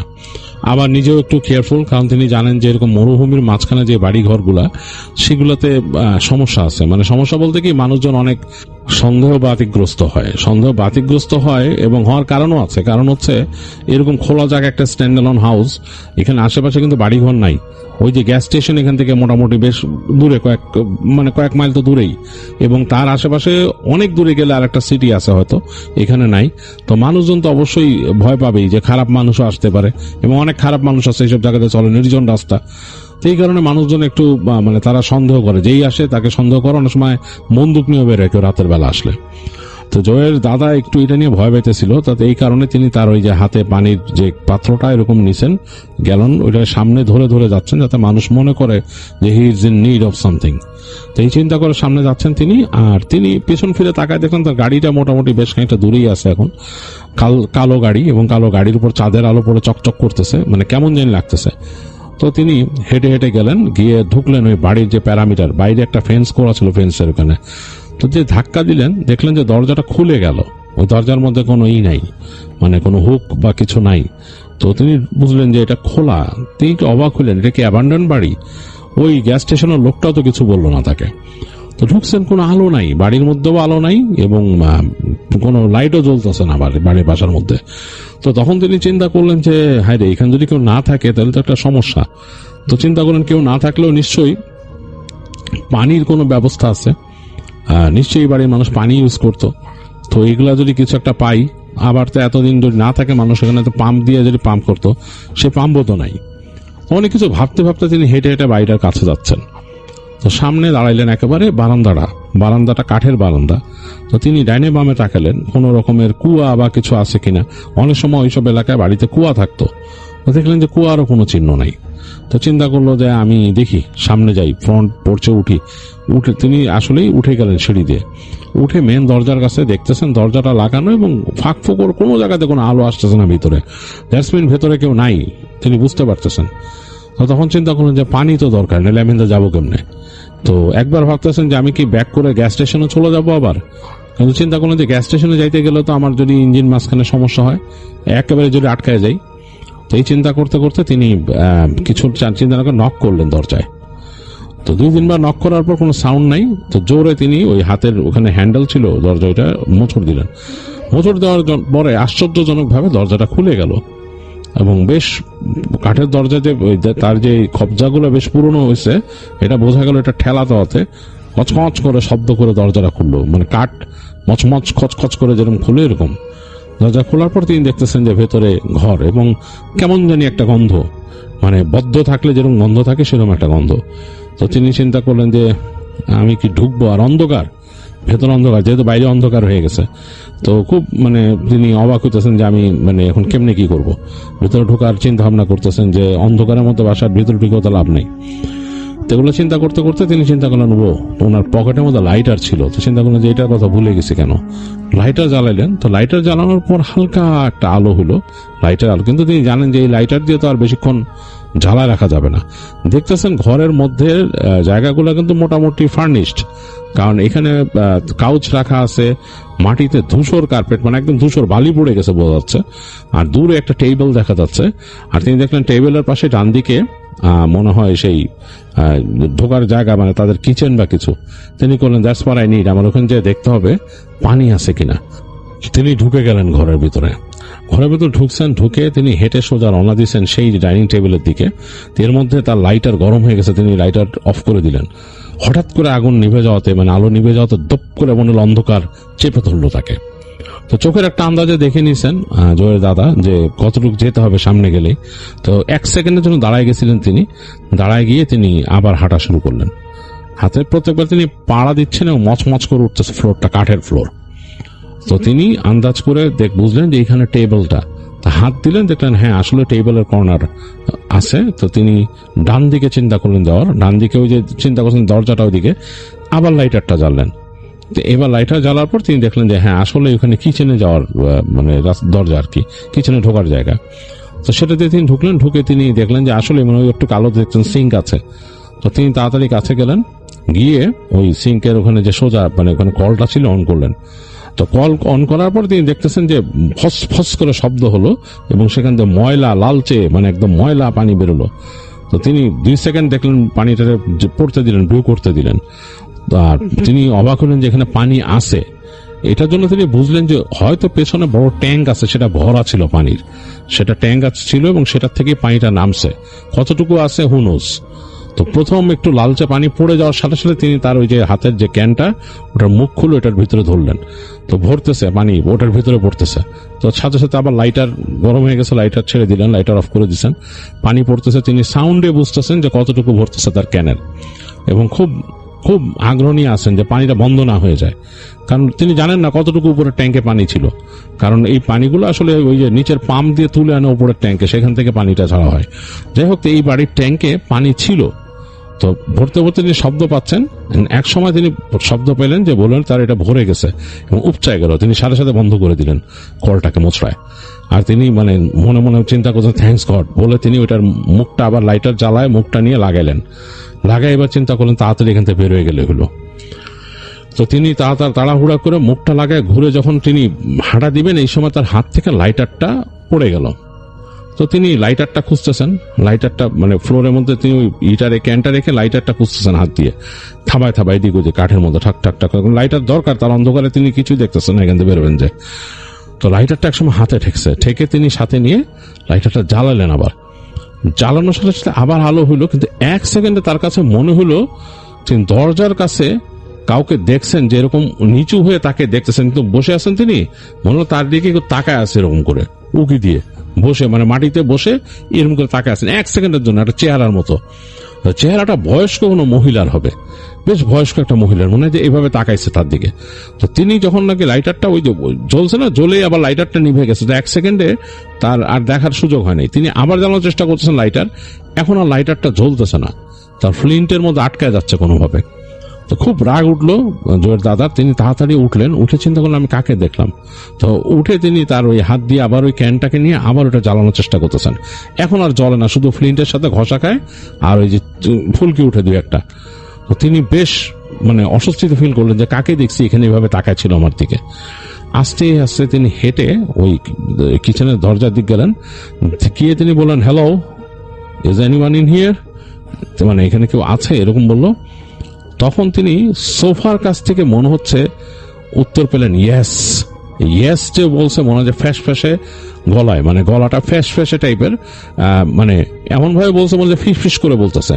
এবং যেই কাউচ থেকে শব্দটা পাইছেন, কাউচটা হচ্ছে ঢোকার যে দরজাটা তার পাশের কাউচে, মানে তাদের যেখানে ঢোকার দরজাটা তার পাশের কাউচে। এবং তিনি খেয়াল করলেন ওইখান থেকে কেউ একজন ইয়েস বলছে মনে হয়, এবং একটা অবয়বের মতো তিনি দেখতে পাচ্ছেন আলো আধারিতে। তার চোখের মধ্যে তো অন্ধকারটা শুয়ে আসছে অনেকটা, আলো আধারিতে মনে হচ্ছে একটা অবয়বের মতো বসে আছে, এবং সেই মনে হয় বলছে ইয়েস। তো তিনি বলতেছেন জয়ের দাদা, I am extremely sorry, I needed water and I didn't find anyone. মানে আমি এক্সট্রিমলি সরি, আমি ঢুকে পড়ছি এখানে, আমার পানির দরকার, কাউকে পাইনি এর জন্য। তো ওইখান থেকে ওই ফিসফিসে কণ্ঠ তাকে বলছে, why have you entered without permission? Permission ছাড়া কেন ঢুকছো? জয়ের দাদা বলতেছে আই এম এক্সট্রিমলি সরি, আবার বললো আই এম এক্সট্রিমলি সরি। তিনি কণ্ঠটাকে আসলে বুঝতে পারছেন না, কণ্ঠটা কেমন জানি একটা ফ্যাস ফেসে টাইপের, মানে খুব ক্লিয়ার না, কোনো মহিলার কণ্ঠই হবে, আবার বেশ ভারী কেমন জানি। তো তিনি বলতেছেন I am extremely sorry, I didn't see anyone. তাই বলে তিনি বলতেছেন যে প্লিজ ফরগিভ মি, তো আমাকে মাফ করে দেন। এটা বলে সে আস্তে করে হেঁটে সামনে যাচ্ছে। তখন ওখানে বলতেছে ওই ফিসফিসে কণ্ঠটা, হোল্ড অন রাইট দেয়ার। তাকে বলছে ওখানে দাঁড়ায় থাকতে। তো তিনি কিছুক্ষণ দাঁড়ায় গেলেন কয়েক সেকেন্ড। তো তারপরে তিনি দেখলেন যে ওইখান থেকে ওই যে অবয়বটা ওইটা উঠলো, ওই সোফার থেকে মানুষের অবয়বটা উঠে দাঁড়ালো। তো তিনি বলতেছেন যে জয়ের দাদা বলতেছে are you the owner here? মানে তিনি বলছেন আপনি কি এখানকার ওনার? তো বলতেছে ইয়েস। তো বলছে এক সেকেন্ডের মধ্যে জয়ের দাদার মনে হলো যে অবয়বটা যে উঠলো, উঠে দাঁড়িয়ে শুধু লম্বাই হচ্ছে। মানে অবয়বটা যতটুকু লম্বা মনে করছিলেন তিনি, একটা মানুষের হাইট কত হতে পারে, 5 ফিট, 5.5 ফিট, 6 ফিট, বাট এইটা মনে হলো 6 ক্রস করে আরো লম্বা হলো, আরো লম্বা হলো, কয়েক সেকেন্ডের মধ্যে বেশ লম্বা, মানে 7-8 ফিট লম্বা একটা অবয়ব হয়ে গেল। তো এইটা জয়ের দাদার জন্য নেওয়া খুব ইজি ছিল না। তিনি মনে করছেন যে এইটা মানে ভয়ঙ্কর কিছু। তিনি ওখান থেকে ওই পানির জারটা নিয়ে দৌড় দিলেন, লাফ দিয়ে পড়ে গেটের দিকে দৌড় দিলেন, এবং তিনি একই সাথে লাইটারটা জ্বালানোর চেষ্টা করতেছিলেন এক সেকেন্ডে, জাস্ট দেখার জন্য কি। লাইটার তিনি জ্বালাইলেন, তার কাছে মনে হলো তার লাইটারের আগুন জ্বলছে, জ্বলে এখান থেকে ছুটে গেল, মানে তার এখান থেকে লাইটারের মাথা থেকে ছুটে গেল, গিয়ে ওই অবয়বটার কাছে চলে গেল, এবং অবয়বটা পুরো একটা আগুনের মানুষে পরিণত হলো, প্রায় 7-8 ফিট লম্বা, এরকম পুরো একটা আগুনের মানুষ, মানে গ্যাসীয় মানুষ। এবং সেটার যে আলো আর উত্তাপ, সেটা জায়গাটা কেমন জানি ভরে গেল, খুবই ভয়ঙ্কর একটা ব্যাপার। তো জয়ের দাদা দরজা তো জোরে, মানে এরকম মানে নবটা কোনো মোচড়ায় লাভ দিয়ে বের হয়ে আসছে বাইরে পোর্চের মধ্যে, বলে দৌড় দিয়ে দরজার উপর, এই যে কাঠের ইসের উপর দৌড় ঠক ঠক করে নামছেন, নেমেও তিনি দৌড়াচ্ছেন সোজা ওই জায়গা দিয়ে। তো তার কাছে মনে হলো পেছনে ওই বারান্দার মধ্যে ওই আগুনের অবয়বটা এসে দাঁড়াইছে, কিন্তু তিনি এক সেকেন্ডে ভাবতেছেন এইরকম দাউ দাউ করা একটা আগুনের অবয়ব কেন এই কাঠের কিছু ফুটতেছে না। মানে এটা তাকে মানে চরম রকম অবাক করছে। মানে এরকম আগুন কোথাও দাঁড়াইলে তো আগুন লেগে যাওয়ার কথা, আর মানুষের মতো এত লম্বা আগুনের অবয়ব, এটা কি? দৌড়াইতে দৌড়াইতে তিনি যে একদম গাড়ির মধ্যে পড়লেন, এতটা ভয় পাইছিলেন তিনি গাড়িটাকে, তখন আর ওই যে পানি ঢালবেন এগুলো তার মনে নাই, কোনো মতো চাবি ঢুকাচ্ছেন তিনি, যে চাবিটা ঠিক মতো ঢুকতেছে না, কারণ তখনকার গাড়ির চাবি ছিল লম্বা এরকম উঁচু ইসের, এখানে কোনো ভয়। তারপর তিনি তাকাচ্ছেন পেছন দিকে, তিনি এখনো দেখতেছেন ওই আগুনের অভাব দাঁড়ায় আছে এখানে। তো তিনি একসময় চাবি ঢুকায় খুলে ফেললেন গাড়িটা খুলে তিনি ওই পানির ইটাকে পাশের সিটে রেখে কোনো মতো তার ইগনিশন এসে ঢুকায় তিনি চোরেই করলেন, 2 বারই করার পরে গাড়ি স্টার্ট হলো, তিনি গাড়ি নিয়ে রাস্তায় উঠে গেলেন। তার এখন আর ওই চিন্তা নাই তার গাড়ি গরম নাকি ভয় আসলে। তো তিনি যখন ওই বাড়িটা পার হচ্ছেন, তখনও তিনি দেখছেন ওই আগুনের অবয়ব সেটা ওখানে দাঁড়ায় আছে, এবং সেটার আলোটা চকচক করে এসে পড়তেছে তার গাড়ির যে কাঁচ এগুলোর মধ্যে পড়তেছে, ওখানে দাঁড়ায় আছে। 2 সেকেন্ড পরে তিনি দেখলেন, তিনি যখন পার হয়ে যাচ্ছেন দেখলেন আগুনের অবয়বটা ফস করে মনে হলো আগুন নিভে কালচে একটা ধোঁয়ার মতো পরিণত হলো, মানে একটা কালচে ধোঁয়ার মতো পরিণত হয়ে সেটা ফস করে উঠে গেল ওই বাড়ি থেকে, এবং বাড়ির ছাদের উপর উঠে গেল একদম। মানে তিনি কিন্তু এটা দেখতেছেন তার এই রিয়ার ভিউ মিরর আর পাশের এটা দিয়ে, কারণ আগুনটা নিভে যে ওখানে উঠছেন, চাঁদের আলো বেশ ব্রাইট আলো আছে চাঁদের, এটাতে ভালোই দেখা যাচ্ছে। দেখুন ফস করে এরকম মনে ধোঁয়ার মতো কালচে হয়ে ছাদের উপর উঠে গেল, আবার ওরকম একটা শেপ নিয়ে ছাদের উপর বসে আছে, ওরকম একটা মানুষের মতো শেপ নিয়ে এরকম বসে আছে। তো ভয়ে তখন জয়ের দাদা প্রচন্ড ভয় পেয়েছেন। তিনি মনে মনে যতটুকু তার মতো যা জীবনে চার্চে গেছেন, যতটুকু যা তিনি যেভাবে সৃষ্টিকর্তাকে স্মরণ করছেন সেভাবে স্মরণ করতে থাকলেন। তখন বেশ খানিকটা যাওয়ার পর দেখলেন তার গাড়ির হিটের কাট আবার উঠে গেছে, মানে বেশ উঠে গেছে, মানে একদম উপরে। তো তিনি তাড়াতাড়ি গাড়িটাকে রাখলেন রাস্তার পাশে, তো রেখে তিনি ভয় পাচ্ছেন খুব যে তিনি যে পানি ঢালবেন। তো রেডিয়েটর পানি ঢালার নিয়ম হচ্ছে গাড়িটাকে গরম অবস্থায়, মানে স্টার্ট অবস্থায় রেখে ক্যাপ খুলে মানে একটু দিতে হয়, পানি স্টার্ট অবস্থায় পানি ঢালতে হয়। তো এগুলো করার মতো সময় তার আছে কিনা কে জানে। তো তিনি ভয় পেয়েছেন যে গাড়ি নিয়ে যে এখন চলি তাহলে সমস্যা। গাড়িটাকে আবার বন্ধ করলেন, করে পানি নিয়ে তিনি বেরোলেন। বেরোয় তার সামনের যে হুড তুললেন, হুড তুলে আটকালেন, দেখলেন ধোঁয়া উঠতেছে। তো তার গাড়ির পেছনে তার ছিল এরকম কাপড়ের ন্যাকড়া ছিল, এটা এনে তিনি 1 সেকেন্ড একটু লুজ করে দিলেন রেডিয়েটরের মুখ, ধোঁয়া বেরোলো, পানি বেরোলো, ফস করে পানি বেরোলো। তো ভয় পাচ্ছেন, আবার এদিকে গাড়ি নিয়েও চিন্তা, তার মনে হচ্ছে যে তার পেছনে কিছু একটা আসবে, এরকম চিন্তা করতেছেন। তো তিনি খানিকক্ষণ ওয়েট করলেন দাঁড়ায়, এবং তিনি তখন ওই যে সৃষ্টিকর্তাকে ডাকতেছেন মনে মনে। কয়েক সেকেন্ড পর তিনি তার গাড়িটাকে আবার স্টার্ট দিলেন, দিয়ে পানির জারটা নিয়ে বেরোলেন। বের হয়ে তিনি পানি ঢালতেছেন, গাড়ির ইঞ্জিনটা কাঁপতেছে, রেডেল করতেছে, আর পানি ঢুকতেছে ভিতরে। তার কাছে কেন জানি মনে হলো তার গাড়ির পিছনে কিছু একটা দাঁড়ায় আছে, তার কিন্তু হুড তোলা সামনে। তো ভয়ে তিনি আর তাকাইতে পারতেছেন না, তার এই অনুভূতিটা হচ্ছে। তিনি ভয়ে আর হুডের পেছনে তাকাইতে পারতেছেন না। তিনি পানি ঢালতেছেন, পানি যাচ্ছে ভেতর, রেডিয়েটর ভেতর যাচ্ছে, একটু পর পর উঠে আসতেছে একটু, মানে যেটা হয় আর কি। আর ভয়ে তিনি কাঁপতেছেন। তো এক সময় তার পুরো ঝাড়টা খালি হলো, তিনি ক্যাপটা লাগাই দিলেন। লাগায় তিনি ওই তার যেটা দিয়ে মানে যে এটা দিয়ে আটকা রাখছিলেন হুকটা দিয়ে, হুকটাও বসালেন। বসে এখন চিন্তা করছেন হুডটা হাত দিয়ে ধরা, হুডটা ছাড়বেন কিনা।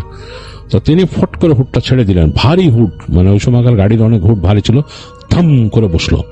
থাম করে বসার সাথে সাথে তার কাছে মনে হলো তার গাড়ির পিছনে কিছু একটা এরকম ছায়ার মতো একটা ফিগার, বেশ বড়, কালচে, এরকম করে দাঁড়ায় আছে, এরকম হাত দুইটা এরকম উঁচা করে দিয়ে।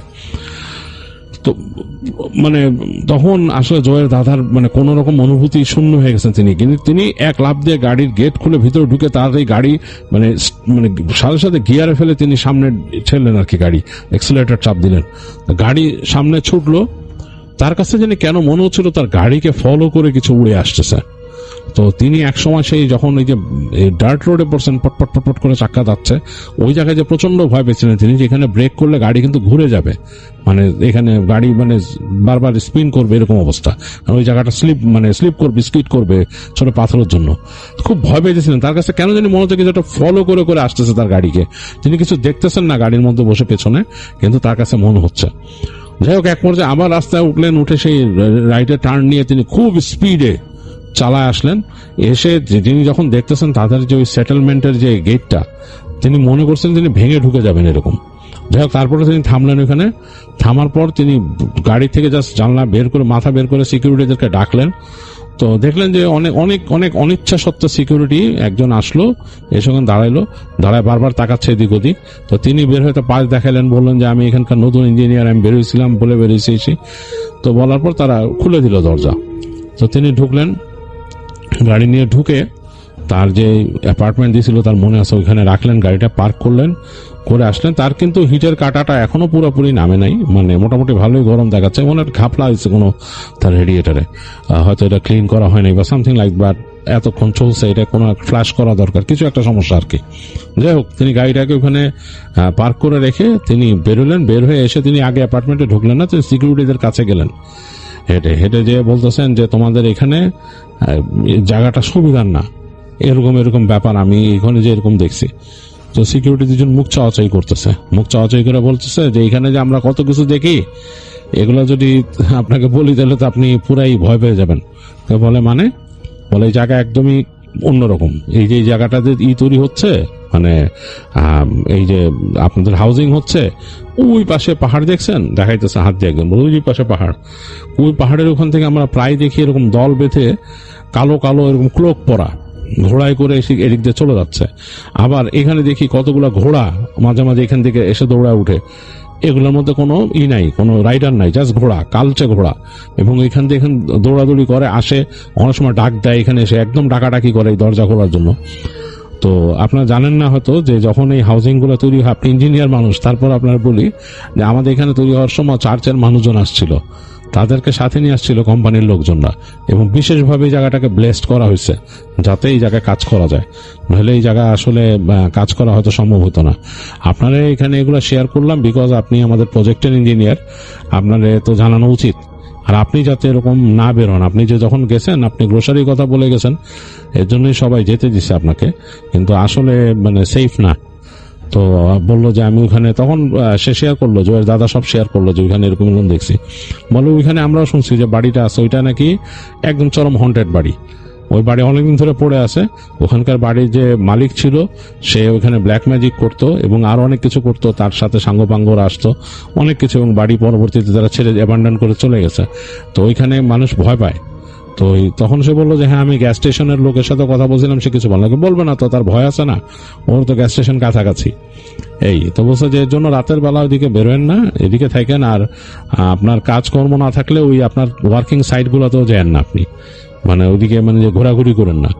তো বললো যে আমার যে ওখানে আরেকজন বললো এখানে যে দিক দিয়ে যে ফোরম্যান যে ছিল সে বললো যে দিক দিয়ে যাওয়া, যে ঘুরে দেখতে, বলে দেখেন দিনের বেলা দেখেন। তো যে নাকি ওই সিকিউরিটি ছিল ওই দুইজনই কৃষ্ণাঙ্গ ছিল এবং দুইজন খুব ভালো মানুষ। এর জন্য জয়ের দাদাকে খুব সুন্দর করে বুঝায় বললো সবকিছু। তো জয়ের দাদাও বুঝছে, বোঝার পর সে চলে আসছে। আসার পর তার অ্যাপার্টমেন্টে ঢুকেও তার কাছে কেমন যেন লাগতেছিল। তো সে মোটামুটি অ্যাপার্টমেন্টে ঢুকে কিছুক্ষণ বসে চেয়ারে নিজের মতো প্রে করে। তার মা তাকে প্রেয়ার শিখাইছিল ছোটবেলা অনেক রকম, তো সেগুলো সে প্রে করে। প্রে করার পরে তার বাসার থেকে যেসব তাকে যে ধর্মীয় ক্রস টস দিছে এগুলো বাসার মধ্যে রাখে, গোছায়। তারপর সে বাসাটার মধ্যে মানে তার মতো চলা শুরু করে। কিন্তু জয়ের দাদার কাছে ওই বাসাটাও ভয়ের মনে হচ্ছিল যে পুরোপুরি জানি কিছু একটা আছে বাসার মধ্যে, এরকম লাগতেছিল, মানে কিছুই তার কাছে ভালো লাগতেছিল না। তো যাই হোক, তাকে তো কাজ করতে হবে। তো সে তার রুমে গিয়ে নাকি যে তার রুমের সাথে লাগোয়া একটা এরকম দরজা ছিল বারান্দায় যাওয়ার জন্য, তো বারান্দাটা আবার ওই নেট দিয়ে লাগানো, ওইখানে নেট লাগাই দেওয়া যাতে কোনো পোকামাকড় বা কিছু না ঢুকে। কিন্তু ওইখানে তেমন একটা পোকামাকড় সে দেখে নাই, বাট নেট দিয়ে লাগানো। তো বারান্দায় ঢুকলেও নাকি কেমন যেন একটা অনুভূতি হইতো। উনি যে কয়দিন ওখানে ছিলেন কাজের জন্য তিনি খুব মানে চাপের মধ্যে ছিলেন। আর পরবর্তীতে জয়ের দাদা নাকি শুনছিলেন যে ওই জায়গাগুলা একসময় মানে ওখানে অনেক মানে হয়েছে, মানুষজনের সাথে মারামারি হয়েছে, মারামারিতে অনেক মানুষজন ওখানে মারা গেছে, এবং ওই জায়গাগুলো নাকি অভিশপ্ত। এবং কিছু অংশে নাকি কিছু মানুষ আসছিল যারা নাকি ওখানে এসে এই ধরনের চর্চা করতো, উল্টাপাল্টা চর্চা আর কি। তো এই চর্চার জন্য জায়গাগুলা খুবই ভয়ঙ্কর রকমের হন্টেড। তো তখন থেকেই না হাউজিং বিল্ড হয়েছে। পরবর্তীতে তো ওই হাউজিং গুলাকে আবার রিবিল্ড করছে, বিভিন্ন কারণে এগুলো চেঞ্জ হয়েছে। তো ওই জায়গাগুলো নাকি এখনো মানে যেটা নাকি ওই জো বলছে যে এইসব জায়গায় মানে ওই যেখানে নাকি তার দাদা কাজ করছিল ওইসব জায়গাতে নতুন নতুন এখন তো অনেক অ্যাডভান্স হয়ে গেছে, অনেক সুন্দর সুন্দর হাউজিং। তো ওইসব জায়গা নাকি এখনো হন্টেড অ্যাক্টিভিটিস দেখা যায়, মানুষজন যারা থাকে তারা ফিল করে ওইসব জায়গায়। বলছে যে সে আশিককে বলছে যে কখনো যদি আপনি যান তাহলে বুঝতে পারবেন যে ওখানকার পরিবেশগুলা কেমন, you should go visit sometime. Ashiq বলছে যে হ্যাঁ সামটাইম অফকোর্স এই সেই। এবং জর্জিয়ারও অনেক কাহিনী আছে, বাট সে নেভাদার এই কাহিনীটা বলতে প্রেফার করছিল। আশিকের বস জো, তো জো যদি ফিউচারে কোনো কাহিনী শেয়ার করে সেটা অবশ্যই আশিক শেয়ার করে দেবে আমার কাছে, সে বলেছে। তো আজকের মতো আমার সময় শেষ হয়ে গেছে, আজকে আমাকে চলে যেতে হবে। ইনশাল্লাহ আবার আপনাদের সাথে সামনে দেখা হবে, সামনে থার্সডে নাইট ফিয়ারে এবং অদ্ভুতুরেতে। তো আজকের মতো আমি চলে যাব, যাবার আগে আপনাদেরকে রিকোয়েস্ট করে যাব, আপনারা আমাদের চ্যানেলটি যারা এখনো সাবস্ক্রাইব করেননি কাইন্ডলি সাবস্ক্রাইব করে ফেলবেন, একটি লাইক দেবেন, শেয়ার করে দেবেন যাতে করে অন্যরা অদ্ভুতুরে শুনতে পায়। তাহলে ফিরে আসবো সামনের সপ্তাহে। ততদিন পর্যন্ত আপনারা সবাই ভালো থাকবেন, সুস্থ থাকবেন এবং আমার জন্য দোয়া করবেন। আল্লাহ হাফেজ, টাটা। প্রিয় নেসেলার ভাই ও বোনেরা, আপনারা সবাই ভালো আছেন, আপনাদের দোয়াতে আমিও ভালো আছি। আমি প্রতিদিন বাছাইকৃত কিছু ভয়ানক ভূতের গল্প আমি রাত 10টা বাজে এই চ্যানেলে পাবলিশ করে থাকি। আপনাদের যদি ভালো ভিডিও দেখতে মন চায়, ভালো ভয়ানক ভূতের ঘটনা শুনতে যদি ইচ্ছুক থাকেন, তাহলে আমার এই চ্যানেলটাতে আপনারা সব সময় বাছাইকৃত পর্বের ভয়ানক গল্পের ঘটনা শুনতে পারবেন। আমি প্রতিনিয়ত বিভিন্ন জায়গা থেকে বাছাইকৃত ভিডিও আমি সংগ্রহ করে আমি আমার চ্যানেলে রাত 10টা বাজে পাবলিশ করে থাকি। আপনাদের যদি আমার এই ভিডিও ভালো লেগে থাকে তাহলে আপনারা আমার পাশে থাকবেন আর আমার চ্যানেলটাকে দয়া করে সাবস্ক্রাইব করে দেবেন, পারলে শেয়ারও করে দেবেন। আসসালামু আলাইকুম। হিন্দু ভাইদেরকে আদাব। আপনারা সবাই ভালো থাকবেন, আপনাদের জন্য আমি দোয়া করি।